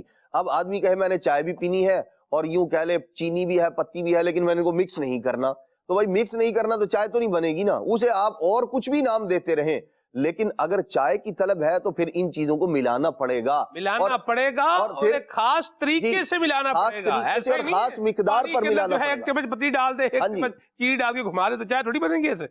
جی تو ایسے ہی یہ ساری کی ساری چیزیں یہ دنیاوی اعتبار سے ہم غور فکر کریں تو یہ چیزیں ہمیں بتا رہی ہوتی ہیں کہ بھئی آپ نے کچھ نہ کچھ جو ہے وہ کرنا ہے. اس کے نتیجے میں پھر اللہ تبارک و تعالی اگر آپ کی نیت بھی اچھی ہے، کوشش بھی درست ہے، تو آپ نے کچھ کیا ہے، اللہ تبارک تعالیٰ بہت کچھ عطا فرمائے گا. کیوں؟ وہ خالق ہے، وہ مالک ہے، اس کے خزانوں میں کوئی کمی نہیں. وہ اخروی اعتبار سے بھی یوں ہی عطا فرماتا ہے اور دنیاوی اعتبار سے بھی. آپ دیکھیں ڈال کے کسان ایک دانہ آتا ہے، ایک بوری جو ہے نا وہ گندم کی وہ اس کے اندر کھیت کے اندر جو ہے بکھیر کے آتا ہے، لیکن ایک بوری بھی بعض اوقات نہیں ہوتی. جی مبالغتاً جی عرض کر رہا، ہاں جی وہ مختلف جو ہے وہ زمین کے اعتبار سے اس کی اتنا بیج ڈلے گا، اتنا بیج ڈلے گا. یوں کہہ لیں کہ وہ کلو کے اعتبار سے گندم بکھیر کے آتا ہے اور پھر منوں کے اعتبار سے اٹھاتا ہے، سمیٹ کے آتا ہے. یوں کرنا جی، کلو کے حساب سے بکھیر کے آتا ہے اور پھر منوں کے حساب سے سمیٹ کے آتا ہے. اللہ اکبر. تو یہ سب کا سب نظام، یہ کوشش بندے کو بتا رہی ہے، اسے جو ہے وہ حوصلہ فراہم کر رہی ہے کہ بندہ خدا یہ کام جو ہے نا، یہ چند سیر تو نے بکھیرنے ہیں اور اس کے بدلے میں اللہ تبارک و تعالیٰ پھر تجھے بہت کچھ عطا فرمائے گا. ایسے ہی جو دین اور شریعت کے کام ہیں ہم نے اس میں سے کچھ ہی دینا ہوتا ہے. زکوٰۃ آدمی کچھ ہی دے رہا ہوتا ہے، زکوٰۃ مال میں سے کچھ ہی دیتا ہے، لیکن بدلے میں اللہ تبارک و تعالیٰ وہ جو صدقہ ہے اور دیگر جو جو صدقہ ہے اس کے بارے میں کیا فرمایا نبی پاک علیہ الصلوۃ والسلام نے فرمایا اللہ تبارک و تعالیٰ اس کی پرورش فرماتا ہے، بڑھتا رہتا ہے. وہ رب ہے، وہ آدمی تھوڑی سی چیز دیتا ہے اور پھر اسے ملتا پہاڑوں کے برابر ہے، دنیاوی اعتبار سے بھی اخروی اعتبار سے بھی. تو جو ہمارے ذمے ہے اس کے اندر کوتاہی نہ برتیں. اللہ تبارک و تعالیٰ محنت کو رائگاں نہیں جانے دیتا. نیت اچھی ہو، کوشش بھی درست ہو تو اللہ تبارک و تعالیٰ جو ہے وہ پھل پھول لگا دیتا ہے. واہ واہ واہ واہ واہ واہ. میں آپ کی بات کا ایک ذوق جو ہے محسوس کر رہا ہوں، مجھے بہت مزہ آ رہا ہے کہ یہ تمہیں تھوڑے سے سیر بکھیرنے ہیں اور پھر ڈھیروں من سمیٹنے ہیں. اللہ اکبر. اللہ کی رحمت کے قربان جائیں. تو کچھ ذمہ داری جو ہماری ہے اس کو بھی فراموش جو ہے وہ نہیں کرنا چاہیے، اس کو بھی اچھے انداز میں، اچھے کردار میں اور اچھے سمت اور اچھے جہد کی جانب جو ہے وہ بندہ اچھی جہد کی جانب آگے بڑھتا جائے تو انشاءاللہ اللہ تبارک و تعالیٰ کرم فرمانے والا ہے. وہ فرماتے ہیں رومی کشمیر حضرت میاں محمد بخش صاحب عارف کھڑی فرماتے ہیں کہ مالی دا کم پانی دینا مشکاں بھر بھر پاوے. مالی دا کم پانی دینا مشکاں بھر بھر پاوے، مالک دا کم پھل پھل لانا لاوے یا نہ لاوے. واہ ہائے ہائے. بالکل. وہ فرما رہے ہیں کہ مالک دا کم پھل پھل لانا، بندے کا کام ہے ایفرٹ کرے، اس کو فروٹ فل بنانا یہ اللہ کریم کی جو ہے وہ ذات کی طرف ہے. اور پھر جب اللہ کریم کی ذات کے ساتھ ایک دھیان گیا ہے پھر کہتے ہیں لاوے یا نہ لاوے. اللہ اکبر. یہ مقام رضا ہے. اثر دے یا نہ دے، جو میں کر رہا ہوں اس کا پھل دے یا نہ دے میں راضی ہوں. یہ بھی ہے، لیکن وہ کریم ہے، وہ عطا ہی فرماتا ہے. وہ کریم ہے، وہ عطا ہی فرماتا ہے. اور اللہ کریم ہم سب کو اپنی رضا بھی نصیب فرمائے اور اللہ تبارک و تعالی ہماری جو خامیاں ہیں ہمیں ان کو بھی دور کرنے کی توفیق عطا فرمائے. حضرت قاضی ایاز مالکی رحمۃ اللہ تعالی علیہ کے اخلاق و کردار کو عدنان بھائی اگر دیکھا جائے تو اس کو کیسے بیان کیا گیا ہے، کچھ یہ بھی ارشاد فرمائے. اللہ تبارک تعالیٰ کے جتنے نیک بندے ہیں ظاہر سی بات ہے ان کا مقام مرتبہ جو دنیا ان کی تعریفیں کرتی ہے وہ ان کے اوصاف کی بنا پر کرتی ہے، نیکیوں کی بنا پر کرتی ہے. اور یعنی یہ اللہ والے ہیں اس اعتبار سے. اور اللہ والوں کے اندر جو ایک مشترک بات ہمیں نظر آتی ہے وہ اطاعت خدا و مصطفیٰ کی ہے کہ یہ سب کے سب اللہ تبارک تعالیٰ اور اس کے پیارے محبوب صلی اللہ تعالیٰ علیہ وآلہ وسلم کے مطیع و فرمانبردار ہوتے ہیں. اور حضرت امام قاضی ایاز مالکی رحمۃ اللہ تعالیٰ کی سیرت طیبہ کو جب ہم دیکھتے ہیں تو آپ کے اندر اور جہاں قضا ایک بار نہیں 2 بار ایک ہی علاقے میں عطا کیا جانا آپ اپنے علاقے میں، یہ اس بات کا منہ بولتا ثبوت ہے کہ انصاف پسندی آپ کا شعار تھی. ورنہ عام طور پر آپ دیکھیں ایک آدمی کو ایک عہدے سے ہٹا دیا جائے اور پھر دنیاوی اعتبار سے خاص طور پر، اور یہ عہدہ بھی وہ ہے یوں کہہ لیں کہ یہ ایک کانٹوں کی سیج ہے، یوں کہہ لیں. بالکل پھولوں کی سیج نہیں ہے، پھولوں کی سیج نہیں ہے. لیکن امام قاضی ایاز مالکی رحمۃ اللہ تعالیٰ علیہ کا پہلے اپنے علاقے میں قاضی مقرر ہونا، پھر دوسرے غرناطہ کی طرف تشریف لے جانا، پھر واپس آ کے پھر اسی عہدے کا آپ کو جو ہے وہ پیش کیا جانا اور آپ کا قبول فرمانا، یہ اس بات کی دلیل ہے کہ آپ کے فیصلے جو ہے وہ ایسے ہوا کرتے تھے جنہیں قبولیت حاصل تھی، کہ لوگ جنہیں خوش دلی کے ساتھ قبول کیا کرتے تھے. پھر جب آپ کا ہم دوسرا جو ہے وہ وصف دیکھتے ہیں کہ آپ بڑے صبر والے، صبوراً کے الفاظ جو ہے وہ آپ کی سیرت کے اندر آتے ہیں، صبر والے، تحمل اور برداشت والے بھی. اور یہ بات عام یوں کہہ لیں کہ آدمی کے لیے بھی ضروری ہے اور قاضی کے لیے اور زیادہ ضروری ہے کہ آدمی جو ہے وہ صبر تحمل کے ساتھ، اگر وہ طیش میں آ جائے گا تو پھر وہ جو مقصد جو اس عہدے سے حاصل ہونا چاہیے تھا وہ حاصل نہیں ہو پائے گا. حضرت قاضی ایاز مالکی رحمۃ اللہ تعالی کے بارے میں لکھا فرماتے کان جوادن، بہت زیادہ صدقہ و خیرات کرنے والے، سخی تھے. اور پھر آگے کثیر الصدقہ، یہ الفاظ بھی ہیں کہ کثرت کے ساتھ صدقہ دینے والے بھی تھے. تو جہاں عبادت، ریاضت، یہ اوصاف جو ہے وہ بدرجہ اتم آپ کے اندر پائے جایا کرتے تھے، وہ چیزیں جو اخلاقیات کے ساتھ تعلق رکھتی ہیں، جو اچھے اوصاف کے ساتھ تعلق رکھتی ہیں، وہ چیزیں بھی حضرت قاضی ایاز مالکی رحمۃ اللہ تعالی کی سیرت طیبہ میں نظر آتی ہیں۔ عہدہ قضا بھی آپ کے پاس ہے، اور امامت کا جو حدیث کے امام ہونے کا جو مقام اور مرتبہ ہے وہ بھی آپ کے پاس موجود ہے۔ امام ذہبی رحمۃ اللہ تعالی لکھا فرماتے ہیں آپ کے زمانے میں، اور پھر یہ نہیں، ساتھ ساتھ مصنف ہونے کا اور کتابیں تصنیف فرمانے کا، فرماتے ہیں آپ کے علاقے میں، آپ کے زمانے میں آپ سے بڑھ کر کوئی اور مصنف نہیں تھا جس کی کتابوں کو، اور پھر کتابیں بھی ایسی کہ آپ کے بارے میں بڑے بڑے آئمہ نے اس بات کو ذکر فرمایا، فرماتے ہیں کہ اگر قاضی ایاز مالکی رحمۃ اللہ تعالی علیہ کی شفا شریف کے علاوہ اور کوئی کتاب نہ ہوتی تو ان کے علو شان کے لیے یہ ایک کتاب ہی کافی تھی، کہ یہ اتنے بڑے عالم دین ہے، اور جو شہرت اللہ تبارک و تعالی نے ان کی کتابوں کو جو مقبولیت عطا کی ہے وہ ان کے اخلاص کا منہ بولتا ثبوت ہے۔ جیسے بخاری شریف کی بہت ساری شروحات ہیں، ایسے ہی شفا شریف پر دنیا جہان میں بے شمار کام کیے گئے اور مختلف انواع کے ساتھ کیے گئے۔ تو یہ آپ کے اخلاص کا منہ بولتا ثبوت ہے کہ اللہ تبارک، اور پھر اس بات کا بھی آپ کیسے مصنف ہیں، فرماتے ہیں کہ یہ جو کتاب الشفا ہے آپ کی، اس جیسی کتاب نہ پہلے زمانے میں کسی نے لکھی نہ بعد میں کسی نے لکھی، اور نبی پاک علیہ الصلوۃ والسلام کی سیرت، آپ کے حقوق اور آپ کے فضائل کمالات پر لاجواب کتاب ہے۔ حضرت قاضی ایاز مالکی رحمۃ اللہ تعالی کے بارے میں امام ذہبی رحمۃ اللہ تعالی نے لکھا، فرماتے ہیں اتنے بڑے مقام و مرتبے کے باوجود، قاضی بھی ہیں، امام بھی ہیں، حدیث میں بھی مقام ہے، مسلم شریف کی لاجواب شرح ہے آپ کی اکمال المعلم کے نام سے، بڑے بڑے ائمہ نے اسے استفادہ کیا، شائع شدہ ہے کتاب الحمدللہ رب العالمین۔ تو اس کے بارے میں یعنی مصنف بھی ہے، سب کچھ ہے، لیکن باوجود اس کے فرماتے ہیں کمال درجے کی عجز و انکساری جو ہے وہ آپ کے اندر موجود تھی، کبر نام کی شے نہ تھی۔ اور ظاہر سی بات ہے کہ اگر ہوتی تو پھر قاضی ایاز مالکی رحمۃ اللہ تعالی کا یوں ذکر نہ کیا جا رہا ہوتا۔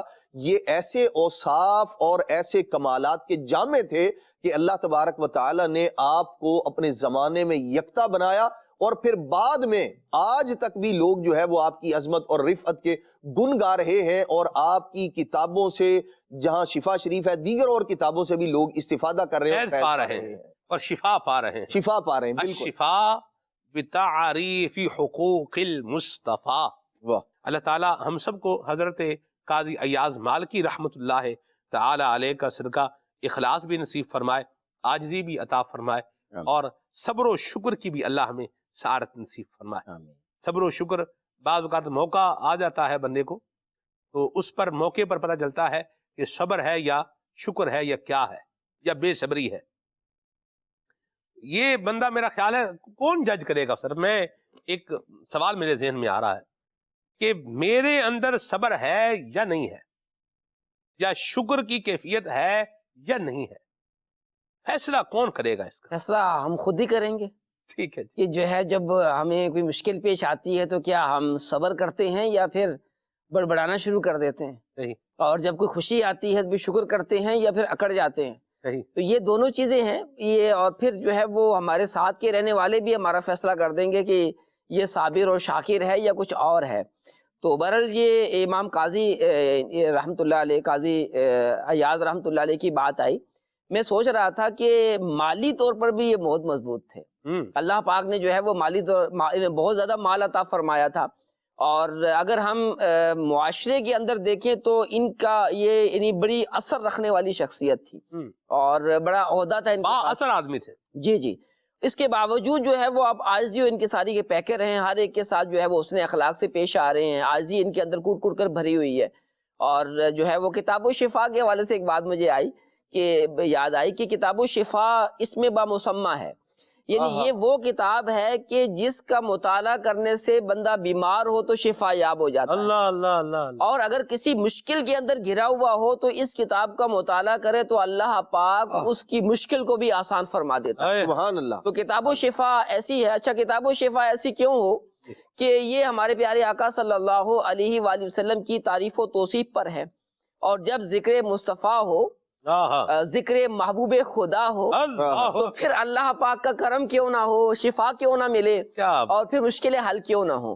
تو یہ انہوں نے کتاب و شفا لکھ کر جو ہے وہ اپنے آپ کو امر کر لیا کہ جناب جو ہے وہ جب نام آتا ہے شفا کا تو کتاب و شفا جو ہے وہ زبان پر جاری ہو جاتی ہے. اور قاضی ایاز رحمۃ اللہ علیہ کے بارے میں تو ہم نے بچپن سے سنا ہے کہ ہمارے استاد جو ہیں وہ جب 7ویں 8ویں میں بچہ پڑھتا ہے بالکل جو ہے وہ بھی جو ہے وہ ابتدائی سٹیج پر ہوتا ہے تو اپنے استادوں سے قاضی ایاز رحمۃ اللہ علیہ کا جو ہے وہ ذکر جو ہے وہ سنا ہے. تو ہمارے معاشرے کے اندر جو کچھ علم رکھتا ہے وہ قاضی ایاز رحمۃ اللہ علیہ کو ضرور جانتا ہوگا، کیونکہ آپ نے جو ہے اچھا کتاب و شفا کے حوالے سے ہی زیادہ جانتے ہیں. ایسا ہی. اور جب میلاد شریف ہوتا ہے تو ہمارے علماء ہمارے پیارے آقا صلی اللہ علیہ وسلم کا ذکر خیر کر رہے ہوتے ہیں تو کوئی بھی ایسا واعظ شاید ہی کوئی ہو جو قاضی ایاز رحمۃ اللہ علیہ کا ذکر نہ کرتا ہو آپ کے عشق مصطفیٰ صلی اللہ علیہ وسلم پر. اچھا پھر ایسا عشق جو غیرت سے بھرا ہوا ہے، کتاب و شفا کا مطالعہ کر کے دیکھ لیں کہ جب نبی پاک علیہ السلام کی بات آتی ہے تو بس پھر آپ نہ پوچھیں کہ پھر ایسے جو ہے وہ آپ کا قلم چلتا ہے اور پھر چلتا چلا جاتا ہے. تو یہ عشق مصطفیٰ صلی اللہ علیہ وآلہ وسلم کی بہاریں ہیں کہ جب آدمی واقعی جو ہے وہ عاشق صادق بن جاتا ہے اور پھر اس کو پھر مقام و مرتبہ کیا دیکھتا ہے. آپ کے بھتیجے تھے، آپ کے شاگرد تھے اور آپ سے محبت بھی کرتے تھے، لیکن کیونکہ آپ کے جو ہے وہ چچا تھے نا تو بھتیجے اور چچا کا آپس میں ایک تعلق بھی ہوتا ہے. تو انہوں نے یہ سوئے اور خواب میں کیا دیکھا کہ قاضی ایاز رحمۃ اللہ علیہ بھی جو ہے وہ نبی پاک علیہ السلام ایک سونے کے تخت پر بیٹھے ہوئے. اب یہ سوچنے جب جاگے اور سوچنے لگے کہ میرا چچا ان کو اتنا بڑا مرتبہ ملا ہے تو بس یہ ملا ہے نہیں ملا اسی کشمکش میں تھے. تو قاضی ایاز رحمۃ اللہ علیہ نہ صرف عالم تھے بلکہ بہت بڑے صوفی بھی تھے. تو آپ نے ان کے شکوک و شبہات کو جو ہے وہ جان لیا اور فرمایا کہ اے بھتیجے، اے بیٹے، تم جو ہے وہ کسی قسم کے شک میں مبتلا نہ ہو. یہ مجھے جو اللہ پاک نے یہ مقام عطا فرمایا ہے یہ کتاب و شفا لکھنے کی وجہ سے یہ مجھے مقام ملا ہے. اللہ پاک نے یعنی نبی پاک علیہ السلام ان پر کتاب و شفا لکھنے کی وجہ سے اتنے مہربان تھے کہ اپنے ساتھ جو ہے وہ سونے کے تخت پر ان کو بٹھایا. تو بھئی یہ بزرگوں کا مقام و مرتبہ ہے، روحانی مقام ان کا اتنا بڑا ہے. اللہ پاک ہمیں ان کے فضل و برکات سے مالا مال کرے. سبحان اللہ. اعلیٰ حضرت نے لکھا ہے، فرماتے ہیں نکیرین کرتے تعظیم میری، نکیرین کرتے ہے تعظیم میری، فدا ہو کے تجھ پہ، فدا ہو کے تجھ پہ یہ عزت ملی فدا ہو کے تجھ پہ یہ عزت ملی ہے. اور مقطع میں کیا خوب بات کہتے ہیں، سبحان اللہ، کہ شفاعت کرے حشر میں جو رضا کی، شفاعت کرے حشر میں جو رضا کی، سوا تیرے کس کو یہ قدرت ملی ہے. سبحان اللہ.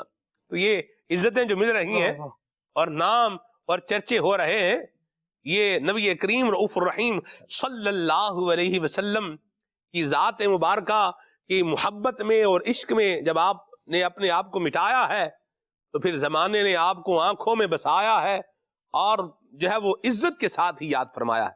سبحان اللہ. اور وہ ہے نا امیر سنت فرماتے ہیں، آپ اللہ اکبر، آپ فرماتے ہیں کہ عشق کے سرور میں جو ہستی کو فنا کرتے ہیں، ذرا فنا کا بندہ حقیقی مضمون ذہن میں لے کر آئے. خالد بھائی کیا ہوگی یہ شے؟ فنا ہوگی. فنا مطلب نام نشان ہی مٹ گیا ہے. اللہ اکبر. میں مٹ گئی، جی میں مٹ گئی، میں مٹ گئی ہے، بالکل. فرماتے ہیں کہ عشق سرور میں جو ہستی کو فنا کرتے ہیں، ہستی کو، اپنے آپ کو میں یہ ہوں وہ ہوں، ہاں نہ، عشق سرور میں جو ہستی کو فنا کرتے ہیں، بھید الفت کے فقط ان پہ کھلا کرتے ہیں. واہ. اور جب بھید کھلتے ہیں پھر آپ دیکھیں خلیل بھائی کشتہ بناتے ہیں نا، اس میں ایک وقت آتا ہے کہ وہ تانبا فنا ہو جاتا ہے، حیت تبدیل ہو جاتی ہے نا اس کی. کشتن، کشتہ بنا ہے اسی لیے کشتن سے، جی کشتہ ہے ہی اسی لیے ہاں جی، کہ اس میں اصل فنا ہو جاتی ہے. اصل فنا ہو گیا. اللہ اکبر. زہر ہے نا، زہر ایک وقت آتا ہے کہ زہر فنا ہو کے جب فنا ہو جاتا ہے تو پھر تریاق بن جاتا ہے. زہر ہے تو جان لے لے گا، اور جب فنا ہو کے ہے یہ تبدیل کر گیا ہے اور ایک خاص طریقے پر آ کے اب یہ بندہ یہ لے گا تو کیا ہو جائے گا؟ شفا یاب ہو جائے گا. بڑی بڑی دوائیاں ہیں اور بڑے بڑے خطرناک سانپوں کے زہر سے بنتی ہیں. فدا ہو کہ تجھ پہ، اور پھر ہستی کو کیا کر کے؟ فنا کر کے. کیا ہے؟ بھید الفت کے فقط ان پہ کھلا کرتے ہیں. سبحان اللہ. اللہ یہ نصیب فرمائے. امیر السنت کے دامن کرم سے بندہ وابستہ رہے اور دعوت اسلامی کے دینی ماحول سے وابستہ رہے، اور آپ کی جو ہے وہ گفتگو، مبارک گفتگو کو بندہ جو ہے وہ سنتا رہے اور آپ کے بتائے ہوئے انداز کے مطابق زندگی کو آگے جو ہے بڑھاتا رہے، تو انشاءاللہ یہ ان کیفیات اور ان محسوسات اور ان روحانیات کا جو فریگرنس ہے، جو خوشبو ہے اور جو لذت ہے اور جو ایک مٹھاس ہے اور جو ایک روحانیت ہے، بندہ اس کو انشاءاللہ محسوس کرے گا اور دنیا و آخرت میں بیڑا کیا ہو جائے گا؟ پار ہو جائے گا. سبحان اللہ. عشق کے سرور میں جو ہستی کو فنا کرتے ہیں، بھید الفت کے فقط ان پہ کھلا کرتے ہیں. اللہ اکبر. کال ناظرین کی لیتے ہیں پھر آگے چلتے ہیں. جی محمد سلیم رضا اتاری سے میں بھاولپور سے عرض کر رہا ہوں. ماشاءاللہ سلمان بھائی، ابھی جو آپ نے نسبت کے حوالے سے فرمایا کہ نسبت کتنی بڑی نعمت ہے، تو سلمان بھائی میں یہ عرض کرنا چاہوں گا کہ الحمدللہ اللہ کی رحمت سے جو بندہ سلمان کے گھر پیدا ہوتا ہے اور مسلمان بھی ہوتا ہے تو یہ نسبت پیارے آقا صلی اللہ علیہ وسلم کے طفیل مل ہی جاتی ہے. لیکن اس نسبت کو عملی طور پر کیسے یعنی عمل کیا جائے اور ظاہر بھی ہو کہ ہم اس نسبت پر کس طریقے سے عمل پیرا ہے، یہ بھی کچھ مدنی پھول ارشاد فرما دیجیے. نسبت پر عمل تو نہیں ہوگا، نسبت پر عمل کیا ہوگا؟ بہرحال نسبت کا اثر ضرور ہوگا. نسبت کا کیا ہے؟ اثر ضرور ہوگا. جیسے آپ دیکھیے پستہ ہے نا، سردی ڈرائی فروٹ لوگ کھا رہے ہیں، تو پستے کو نمکین پستہ ہمارے ہاں مشہور ہے. عرب شریف میں یہ لیمن فلیور کا بھی ملتا ہے، وہ ہاں جی وہ بھی ملتا ہے. مدینہ شریف میں نے کچھ دانے کھائے ہیں اس کے. واہ. تو نسبت ہے نا. عام آپ پستہ کھائیں کچھ بھی نہیں ہے، نمکین کھائیں تو وہ کیا ہے؟ اس کا اثر، ذائقہ اس کا آ رہا ہے. تو نسبت کا بھی کیا ہے؟ اثر نظر آنا چاہیے. استاد صاحب کیا فرمائیں گے؟ جی بالکل. نسبت مسلمان ہونے کی نسبت تو بہت بڑی نسبت ہے، اور اسلام سے ہماری نسبت جتنی مضبوط ہوگی، اسلام سے تعلق مضبوط ہوگا، پھر انشاءاللہ اسلام کے جو فوائد و ثمرات ہیں وہ بھی ہمیں نظر آئیں گے. یعنی ہماری زندگی کے اندر جو ہے وہ مسلمان ہونے کا اثر یہ ظاہر ہونا چاہیے کہ ہم نمازیں پڑھنے والے ہوں، نبی پاک صلی اللہ علیہ وآلہ وسلم کی سنت پر عمل کرنے والے ہوں، یعنی عملی مسلمان ہوں. اللہ پاک کا کرم ہے، اتنی بڑی نسبت ملی ہے، تو اس نسبت کو پیش نظر رکھتے ہوئے ہمیں جو ہے وہ اپنی زندگی کے اندر تبدیلی لانی چاہیے. اور الحمدللہ دعوت اسلامی کے مدنی ماحول کی یہ برکت ہے کہ جب بندہ اس مدنی ماحول سے وابستہ ہو جاتا ہے تو رب کی رحمت سے وہ جو مسلمان کی اسلام کے ساتھ نسبت ہے اس کے اثرات بھی ظاہر ہونا شروع ہو جائے. واہ واہ واہ. تو میں دعوت دوں گا مدنی چینل کے ناظرین کو کہ دعوت اسلامی کے مدنی ماحول سے وابستہ رہیں اور پھر اسلام کی نسبت کی بہاریں لوٹتے رہیں. مرحبا. ماشاءاللہ. جی کال. سید اتار سید سیف الدین شعیب اتاری. الحمدللہ عز و جل خلیل بھائی کی آمد ہو چکی ہے. خلیل بھائی سے گزارش ہے کہ مجھے اپنی پیاری آواز میں مجھے یہ پیارا پیارا کلام ضرور سنا دیں. یا رب سوئے مدینہ مستانہ بن کے جاؤں، اس شمع تو جہاں کا پروانہ بن کے جاؤں. واہ جی واہ. سبحان اللہ. اللہ برکت دے آپ کو. بڑا پیارا کلام پڑھا آپ نے. میرا جی چاہ رہا ہے میں ایک پنجابی کی مثال ایک سناؤں. نسبت کی برکت، نسبت آپ نے بات کی تو وہ میرے ذہن میں آ گئی. وہ کہتے ہیں کہ جھونے دے پا ڈیلے نوں بھی پانی لب جاندا ہے. واہ واہ واہ جھونے دے پا ڈیلے نوں بھی پانی لب جاندا ہے. یہ جو خاص جو کسان طبقہ ہے وہ بڑا محظوظ ہوگا اس مثال سے. وہ لگاتے ہیں نا جب دھان چاول کی فصل جب لگتی ہے اس میں ایک گھاس بھی اگاتی ہے، اس گھاس کو کہتے ہیں ڈیلا. گھاس کو پانی کوئی نہیں دیتا، نہ کو گھاس کو پانی دیتا ہے نہ کو گھاس کو کھاد ڈالتا ہے. پانی لگتا ہے وہ چاول کی فصل کو، کھاد ملتی ہے کس کو؟ چاول کی فصل کو. لیکن چونکہ اس گھاس نے، اس ڈیلے نے اس چونے کے ساتھ کیا ہے ایک تعلق بنا لیا ہے، تو چونے دے پا ڈیلے میں کی لب رہے پانی لب رہے. تو نسبت جب اچھے جو ہے وہ ان پر عنایات ہوں گی تو انشاءاللہ یہ ساتھ لگا ہوا ہے اور نسبت کا تعلق اس نے بنایا ہوا ہے، تو کرم کا کچھ چھینٹا یہاں پر بھی پڑے گا انشاءاللہ اور بیڑا پار ہو جائے گا انشاءاللہ. جی کون؟ محمد ارسلان اتاری مدینہ الاولیاء ملتان شریف سے بات کر رہا ہوں. کل حق صلی اللہ علیہ کہتے کہتے میں آج کا موضوع بہت ہی پیارا ہے. خلیل بھائی آپ سے عرض ہے کہ مجھے نزلہ بہت زیادہ ہوتا ہے سردیوں میں اور اس سے ریشہ بھی بہت زیادہ ہو جاتا ہے. اس کا کوئی گھریلو اور روحانی علاج ہو تو وہ بتا رہے. میری عمر تقریباً 26 سال کے قریب ہے. اللہ آپ کو صحت اور شفا عطا فرمائے، آمین. جی کون؟ خلیق بھائی کی بارگاہ میں سوال عرض ہے کہ بچیوں کے سر میں جو جوئیں پڑ جاتی ہیں اس کا علاج بتا دیں. اور دوسرا یہ ہے کہ بچی کے سر پہ سر کے ایک جگہ سے بال گر چکے ہیں تو نشان بڑھتے چلے جا رہا ہے، اس کے بارے میں کوئی رہنمائی کر دیجئے. اللہ عافیت اور سلامتی والا معاملہ فرمائے، آمین. جی کون؟ میرے خلیل بھائی سے عرض ہے مجھے یہ والا کلام ضرور سنا دیجئے. کیا حسین مقدر ہمارا ہے، مصطفیٰ کا ہمیں سہارا ہے. سبحان اللہ. مرکز صلاح حسین مظہر اقبال اتاری. سلمان بھائی کا سلسلہ کھلے آنکھ صلی اللہ کہتے کہتے ماشاءاللہ عز و جل بہت علمی اور روحانی سلسلہ ہوتا ہے. حضور میں آپ کی خدمت میں عرض کرنا چاہوں گا کہ نگران پاکستان حاجی شاہد اتاری صاحب زیدہ مجدو اگر آپ کے سلسلے میں تشریف لائیں تو ہمیں بہت خوشی ہوگی. اور نعت خان اسلامی بھائی سے گزارش کروں گا کہ ہمیں یہ کلام سنا دیجئے. خاک مدینہ ہوتی میں خاک سار ہوتا. مرحبا، بہت اچھی بات کی آپ نے اور بڑی اچھی توجہ دلائی آپ نے. اللہ برکتیں عطا فرمائے. آمین. ماشاءاللہ. کچھ میسیجز بھی جو ہے وہ شامل کرتا ہوں. جی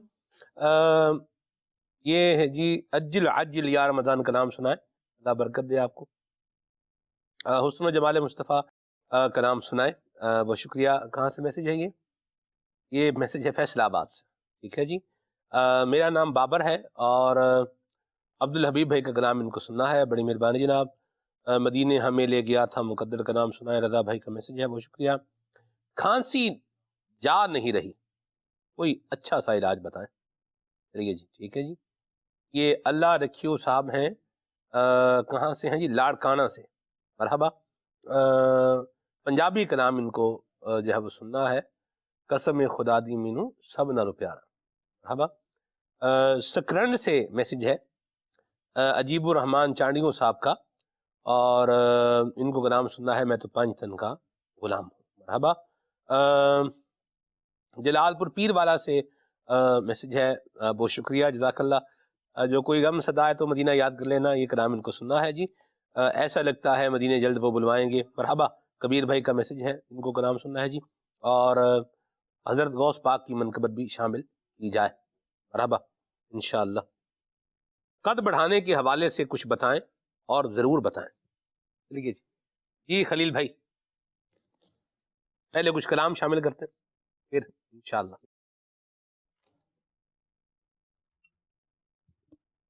اللہ اکبر. صلی اللہ تعالی علی محمد صلی اللہ علیہ وسلم.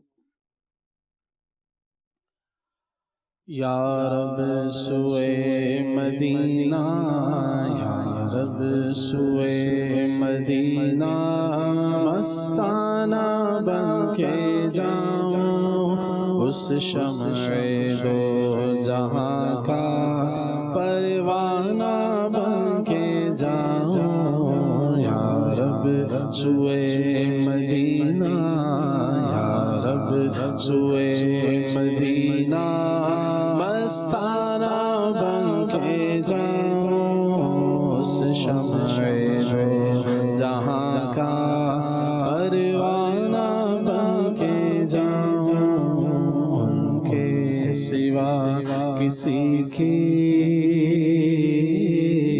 ان کے سوا کسی کی دل میں نہ آرزو ہو، ان کے سوا کسی کی دل میں نہ آرزو ہو،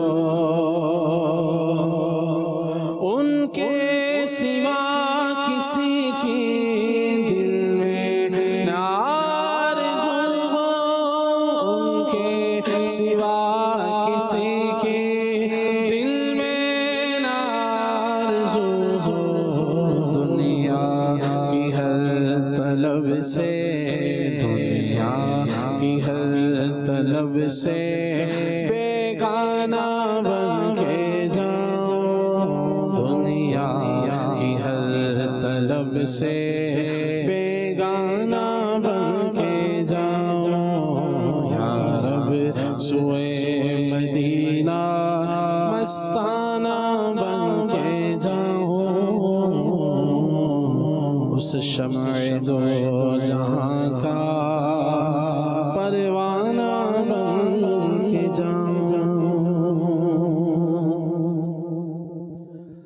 ایسا لگتا ہے مدینے جلد وہ بلوائیں گے، ایسا لگتا ہے مدینے جلد وہ بلوائیں گے، جائیں گے جا کر انہیں زخم جگر دکھلائیں گے، جائیں گے جا کر انہیں زخم جگر دکھلائیں گے،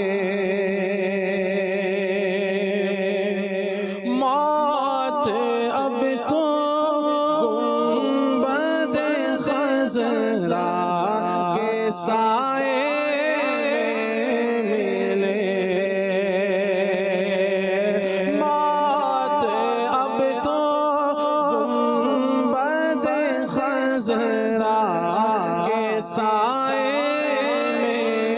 ملے، کب تک آقا دھر بدر کی ٹھوکریں ہم کھائیں گے، کب تک آقا دھر بدر کی ٹھوکریں ہم کھائیں گے، ایسا لگتا ہے مدینے جلد وہ بلوائیں گے، کیا مقدر حسین ہمارا ہے، مصطفیٰ کا ہمیں سہارا ہے، کیا مقدر حسین ہمارا ہے، مصطفیٰ کا ہمیں سہارا ہے، نسبتوں کے سہارے بڑی چیز ہے، نسبتوں सहारे सहारे चलो क्या मुक़द्दर हसी हमारा है मुस्तफ़ा का हमें सहारा है। ये कितना करम है हमारे खुदा का, बनाया हमें उम्मती मुस्तफ़ा का। क्या मुक़द्दर हसी हमारा है मुस्तफ़ा का हमें सहारा है। इनका दामन ना हाथ से छूटे, इनका दामन ना हाथ से छूटे। ये सहारा बड़ा सहारा है, ये सहारा बड़ा सहारा है। क्या मुक़द्दर हसी हमारा है मुस्तफ़ा का हमें सहारा है। अपनी निस्बत से मैं कुछ नहीं हूँ, इस करम की बदौलत बड़ा हूँ। इनके टुकड़ों से एजाज़ पाकर ताजदारों की सफ में खड़ा हूँ। क्या मुक़द्दर हसी हमारा है मुस्तफ़ा का हमें सहारा है। इस करम को मगर क्या कहोगे, मैंने माना कि सबसे बुरा हो। जो बुरों को समेटे हुए हैं, मैं भी उनके कदमों में मैं भी पड़ा हूँ। क्या मुक़द्दर हसी हमारा है मुस्तफ़ा का हमें सहारा है। माशाअल्लाह, कलाम भी शामिल हुए हैं। और अभी हम आपको खलीफा अमीर अहले सुन्नत हजरत मौलाना जनाब अलहाज अहमद उबैद रज़ा अत्तारी मदनी दामद बरकातुहुल कुद्सिया का एक वीडियो पैकेज दिखाने जा रहे हैं। आइए देखिए। याद रहे कि शफाअत की किस्में हैं कि कितने ऐसे होंगे जो बिला हिसाब जन्नत में दाखिल हो जाएंगे। हर किस्म की शफाअत हुजूर अलैहिस्सलाम के लिए साबित है। बुखारी शरीफ में है कि खातमुन नबिय्यीन सल्लल्लाहु तआला अलैहि वसल्लम फरमाते हैं, उअतीतु शफाअता, यानी मुझे शफाअत दे दी गई। हदीस पाक में है कि जिसने ये कहा, अल्लाहुम्मा सल्लि अला मुहम्मद व अनज़िलहुल मक़अदल मुक़र्रब इंदका यौमल क़ियामा, उसके लिए मेरी शफाअत वाजिब हो गई। आइए हम सब आज भी मिलकर पढ़ लेते हैं। अल्लाहुम्मा सल्लि अला मुहम्मदिन व अनज़िलहु अल मक़अदा अल मुक़र्रबा इंदका यौमल क़ियामा सल्लु अलल हबीब सल्लल्लाहु तआला अला मुहम्मद सल्लल्लाहु अलैहि वसल्लम। और मज़ीद ये कि ये दुरूद पाक हमें रोजाना पढ़ना चाहिए। इसके लिए है कि मदनी पंज सूरा एक किताब है, उसमें ये दुरूद पाक मौजूद हैं। खातमुन नबिय्यीन सल्लल्लाहु तआला अलैहि वसल्लम ने इरशाद फरमाया, जिसने मुझ पर 10 مرتبہ صبح اور 10 مرتبہ شام درود پاک پڑھا اسے قیامت کے دن میری شفاعت ملے گی۔ تو یا عاشقان رسول، شفاعت پانے کا بہترین ذریعہ خاتم النبیین صلی اللہ تعالی علیہ وآلہ وسلم پر کثرت سے یعنی بہت زیادہ درود پاک پڑھنا بھی ہے۔ اور بے شمار ایسی روایتیں ہیں کہ بعض روایتوں یہ بھی ہے کہ جو کثرت سے درود پاک پڑھے گا اسے قیامت کے دن عرش الہی کا سایہ ملے گا۔ بعض میں یہ بھی ہے کہ قیامت کے دن وہ میرے ساتھ ہوگا، میرے قریب ہوگا۔ تو یاد رہے کہ جو قیامت کے دن جسے عرش الہی کا سایہ ملے گا، جو خاتم النبیین صلی اللہ تعالی علیہ وآلہ وسلم کے قریب ہوگا، تو وہ کیوں کر امن میں نہ ہوگا، وہ تو بالکل حالت امن ہی میں ہوگا۔ تو لہذا روزانہ نیت کیجئے کہ ہم انشاءاللہ الکریم ہم کثرت سے درود پاک پڑھیں گے۔ الحمدللہ الکریم، امیر اہل سنت نے ہمیں اپنی اصلاح کے لیے 72 کوشچن دیے ہیں، 72 سوالات دیے ہیں، جنہیں ہم دعوت اسلام کی اصطلاح میں کہتے ہیں نیک اعمال۔ تو ان نیک اعمال میں ایک عمل یہ بھی ہے کہ آپ روزانہ 313 مرتبہ درود پاک پڑھیں، اور 300 کا جو عدد ہے اسے علماء نے کثرت میں شمار فرمایا ہے کہ جو کوئی 300 بار درود پاک پڑھے گا تو اسے وہی فضیلت و برکت حاصل ہوگی کہ جو کثرت سے درود پاک پڑھنے والوں کے بارے میں آئی ہیں۔ جی مرحبا، اللہ حضور کی شفاعت نصیب فرمائے، آمین۔ اور اللہ بیماریوں سے بھی بچائے۔ سردی کا موسم ہے اور سردی سے بچنے کی کوشش کرنی چاہیے، کوئی حرج والی بات نہیں ہے، گرمی سے بھی بچنے کی کوشش کرنی چاہیے، اپنی صحت کا جو ہے وہ خیال رکھنا چاہیے۔ بعض لوگوں کو دیکھا کہ وہ پرواہ نہیں کرتے، اور پھر جب بیچارے اس میں آ جاتے ہیں تو گرفت میں، تو پھر بڑے مسائل ہو جاتے ہیں۔ تو بچوں کا بھی خیال رکھیں، اپنا بھی خیال رکھیں، اور ممکن ہو اور اویلیبل ہو تو گرم پانی سے وضو جو ہے وہ کرنا چاہیے، یا کم از کم اتنا ہو کہ آپ اس میں آسانی سے اس میں سے وضو جو ہے وہ آپ کر سکیں۔ اور ورنہ اگر گرم پانی نہیں ہے پھر ٹھنڈے پانی سے بھی وضو تو بہرحال کرنا ہی ہے، اور نماز تو پڑھنی ہی ہے۔ یہ تو ذہن بندے کا بننا چاہیے۔ مجھے ٹھنڈے پانی سے یاد آ گیا عدنان بھائی، ہم 12 ماہ کے مدنی قافلے میں گئے تھے خزدار،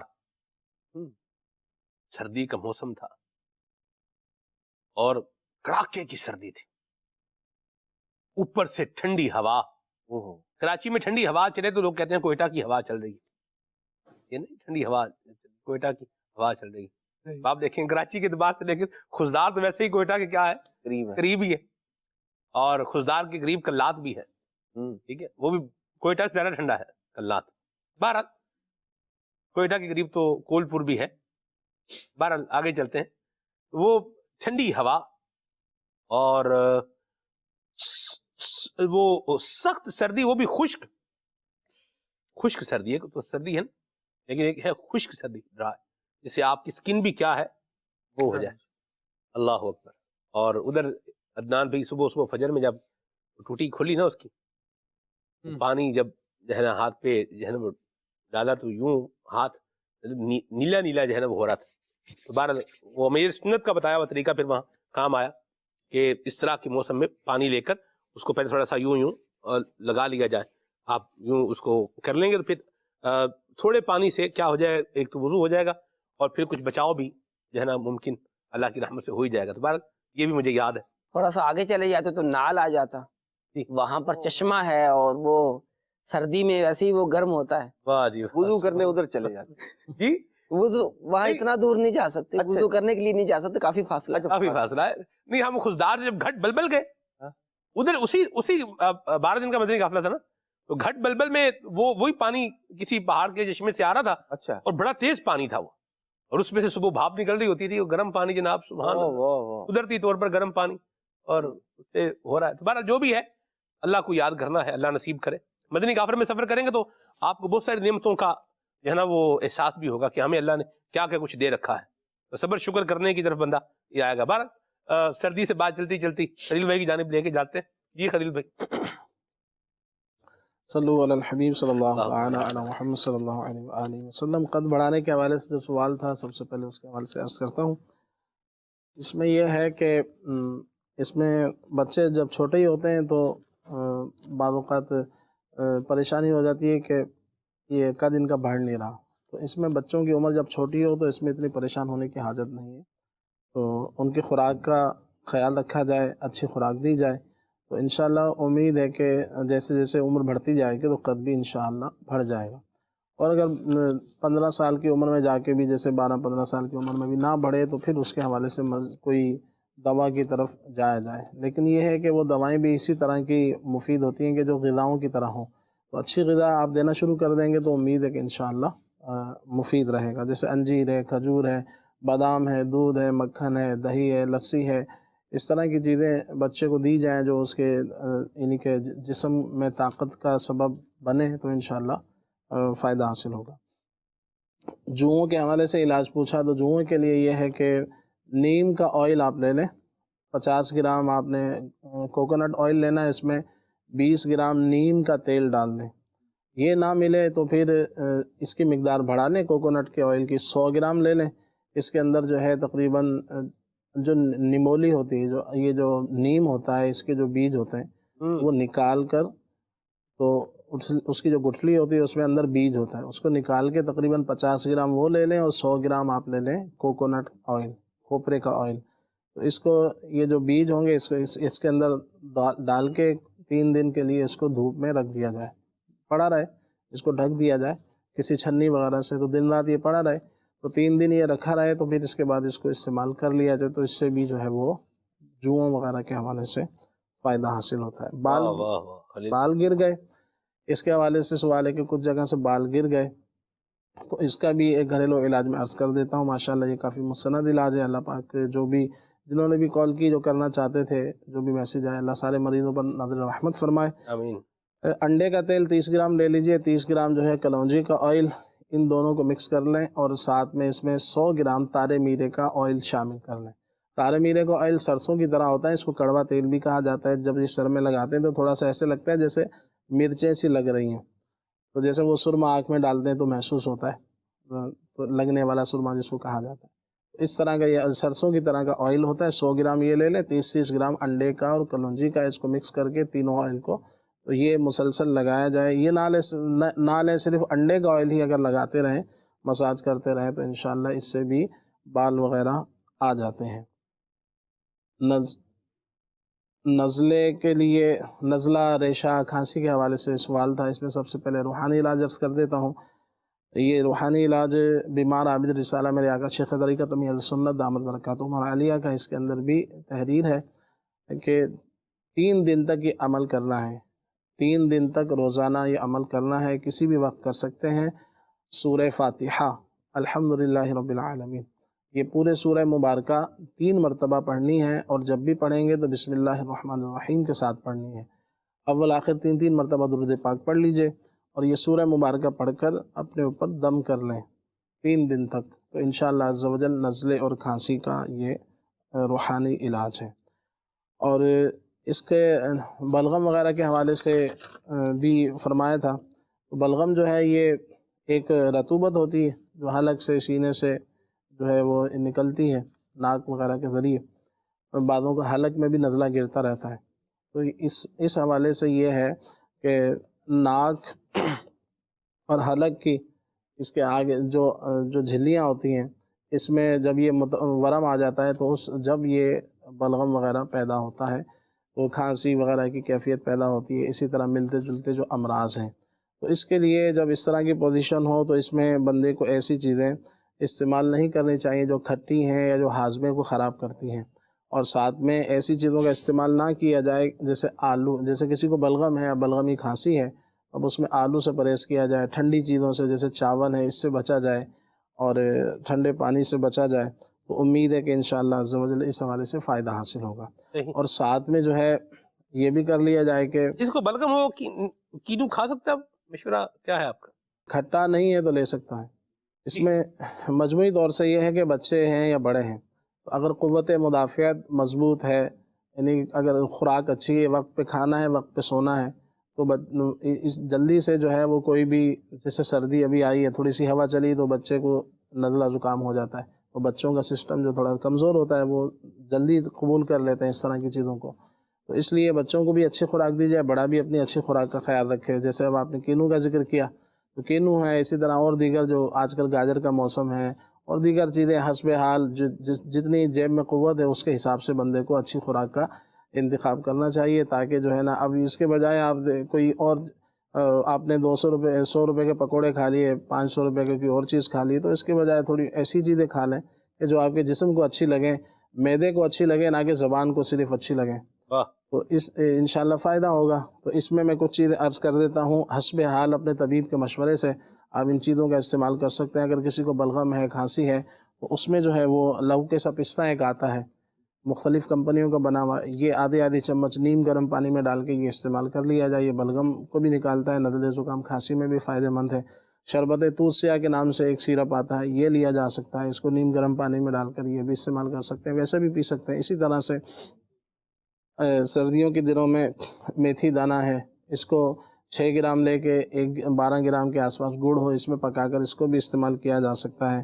زعفران کو شہد میں ڈال کر استعمال کر سکتے ہیں۔ اسی طرح سے بادام کشمش 11 بادام لے لیں یا 7 بادام لے لیں، 21 کے قریب کشمش لے لیں، تو اس کو رات کو سوتے وقت کھا لیا جائے۔ اسی طرح سے بکرے کی یا دیسی مرغی کی یخنی، تھوڑا سا گوشت لے لیا جائے، تو وہ بھلے اس میں 4 بوٹیاں آپ ڈال لیں، تھوڑا سا اس کو کالی مرچ وغیرہ ڈال کر اور تھوڑا سا ادرک لہسن وغیرہ اس میں ڈال کے اس کی یخنی بنا کے وہ تھوڑا سا پی لیا جائے، تو یہ بھی بہت مفید ہے۔ دیسی چوزا لے لیں، چھوٹے جو چوزے ہوتے ہیں، تو یہ لے کر کہا جاتا ہے کہ اگر اس کو لے کر اس کی یخنی وغیرہ پکا کے پی لی جائے تو یہ بہت ہی زیادہ مفید رہتی ہے، یہ نزلے زکام کھانسی وغیرہ کے حوالے سے۔ کبھی ایسی چیزیں لینی ہوتی ہیں جیسے اگر بلغم وغیرہ ہے تو پھر دودھ دہی وغیرہ سے بچنا ہوتا ہے، اور کبھی خشک کھانسی ہوتی ہے تو پھر یہ دودھ وغیرہ اس حوالے سے فائدہ مند ہوتا ہے کہ وہ بلغم کو نکالنے میں مدد دیتا ہے۔ تو اس لیے اپنے طبیب کے مشورے سے ادرک ہے، ادرک کا پانی ہے، کالی مرچ ہے، شہد ہے، ان چیزوں کا استعمال کیا جا سکتا ہے۔ اللہ کریم ہمارے مریضوں پر نظر رحمت فرمائے۔ صلو علی الحبیب صلی اللہ تعالی علی محمد۔ وہ کینو رہے کیا بلغم جس کو ہے وہ کینو کھا سکتا ہے کہ نہیں کھا سکتا؟ کینو اب ویسے تو یہ سردیوں کے حساب سے ہے، اور اگر کھٹا نہ ہو میٹھا ہو تو لے سکتا ہے۔ ٹھیک ہے۔ جیسے خالد بھائی کینو سے فروٹر ہے نا، فروٹر میٹھا ہوتا ہے، کل میں نے فروٹر کھائے، ٹھیک ہے، تو ایک چینج بھی ہو گیا معاملہ۔ اور فروٹر عموماً جو ہوتا ہے، بلکہ عموماً نہیں اکثر، بلکہ اکثر الاکثر جو ہوتا ہے میٹھا ہی ہوتا ہے، اور تھوڑا چھوٹا ہوتا ہے۔ میٹھا نہیں ہوگا تو پھیکا ہوگا، آپ فکر نہیں کریں، اللہ کھٹا نہیں ہوگا، کھٹا نہیں ہوگا، ہاں جی یہ ہے، پھیکا ضرور ہو سکتا ہے لیکن کھٹا نہیں ہوگا۔ کھٹا نہیں ہوگا۔ کینو وغیرہ کے حوالے سے لکھا ہوا ہے کہ نزلہ زکام وغیرہ میں اس کو لے سکتے ہیں، مگر یہ کہ کھٹی چیزیں جو ہے وہ گلے کو نقصان دیتی ہیں۔ صحیح۔ اللہ ہم سب پر رحمت فرمائے، کرم فرمائے، فضل فرمائے۔ قربان جائیں اس مالک کے کہ ایک ہی زمین ہے، واہ واہ واہ واہ، اور پودا بھی دیکھیں اسی زمین میں سے نکل رہا ہے۔ ہاں جی، فروٹ سٹرس ہی ہے، لیکن کوئی کینو ہے، کوئی فروٹر ہے، اور کوئی موسمبی ہے، اور کوئی گرے فروٹ ہے، اور کوئی لیمو ہے۔ سٹرس فوڈ ہے، سٹرس فروٹ ہے۔ اس سٹرس فروٹ کو اتنی جہتیں دینے والا، ایک ہی زمین سے مختلف الانواع، مختلف طرح کے یہ فروٹ اپنے بندوں کے لیے پیدا کرنے والا کون ہے؟ واللہ الواحد القہار، واہ واہ، رحمان الدنیا والآخرہ ہے، اور قربان جائیں فعال لما یرید ہے، اللہ ہی ہے، واحد ہے، یکتا ہے، وحدہ لا شریک ہے، جو مردہ زمین سے مختلف قسم کے، مختلف ذائقوں کے پیارے پیارے اور مختلف طرح کی تاثیر رکھنے والے فروٹ اپنے بندوں کو عطا کر رہا ہے۔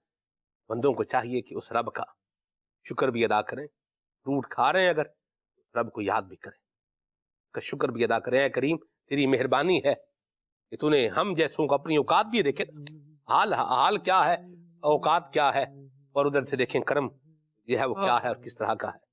اللہ ہم سب کو اپنا شکر گزار بندہ بنائے، اپنی ناشکری سے بچائے۔ حضرت قاضی ایاز مالکی رحمت اللہ تعالی کا ہم نے ذکر کیا ہے، میں آپ کو عرض کروں گا شفا شریف کا بھی ذکر ہوا ہے، میں عرض کروں گا آپ کو بالخصوص آپ قبلہ شیخ الحدیث حضرت استاد مفتی حسان صاحب دامت برکاتہ القدسیہ کا یہ جو پروگرام ہے درس شفا شریف، اس کو جو ہے وہ ضرور دیکھیں۔ ایک تو محبت مصطفیٰ میں انشاءاللہ اضافہ ہوگا، اور اللہ نے چاہا تو انشاءاللہ الکریم اور بھی بہت سارے علم میں جو ہے وہ اضافہ ہوگا۔ اللہ تعالی ہم سب کو نبی کریم رؤوف الرحیم صلی اللہ علیہ وسلم سے سچی محبت بھی عطا فرمائے، آپ کی اطاعت بھی نصیب فرمائے، آپ کی فرما برداری بھی اللہ ہمیں عطا فرمائے، اور یہ ساری چیزیں لینے کے لیے اللہ پاک ہمیں دعوت اسلامی کے دینی ماحول سے وابستہ رہتے ہوئے اپنی زندگی گزارنے کی سعادت نصیب فرمائے۔ مدنی چینل خود بھی دیکھیں، اپنے بچوں کو بھی دکھائیں انشاءاللہ الکریم، اس سے بھی علم میں اضافہ ہوگا، اچھے عمل کی، اچھے اخلاق کی تربیت ملے گی، عمل کریں گے تو انشاءاللہ فیض پائیں گے۔ اور آئیے ابھی ہم صلاۃ والسلام پڑھتے ہیں۔ سبحانک اللہم وبحمدک اشہد ان لا کہتے ہیں آپ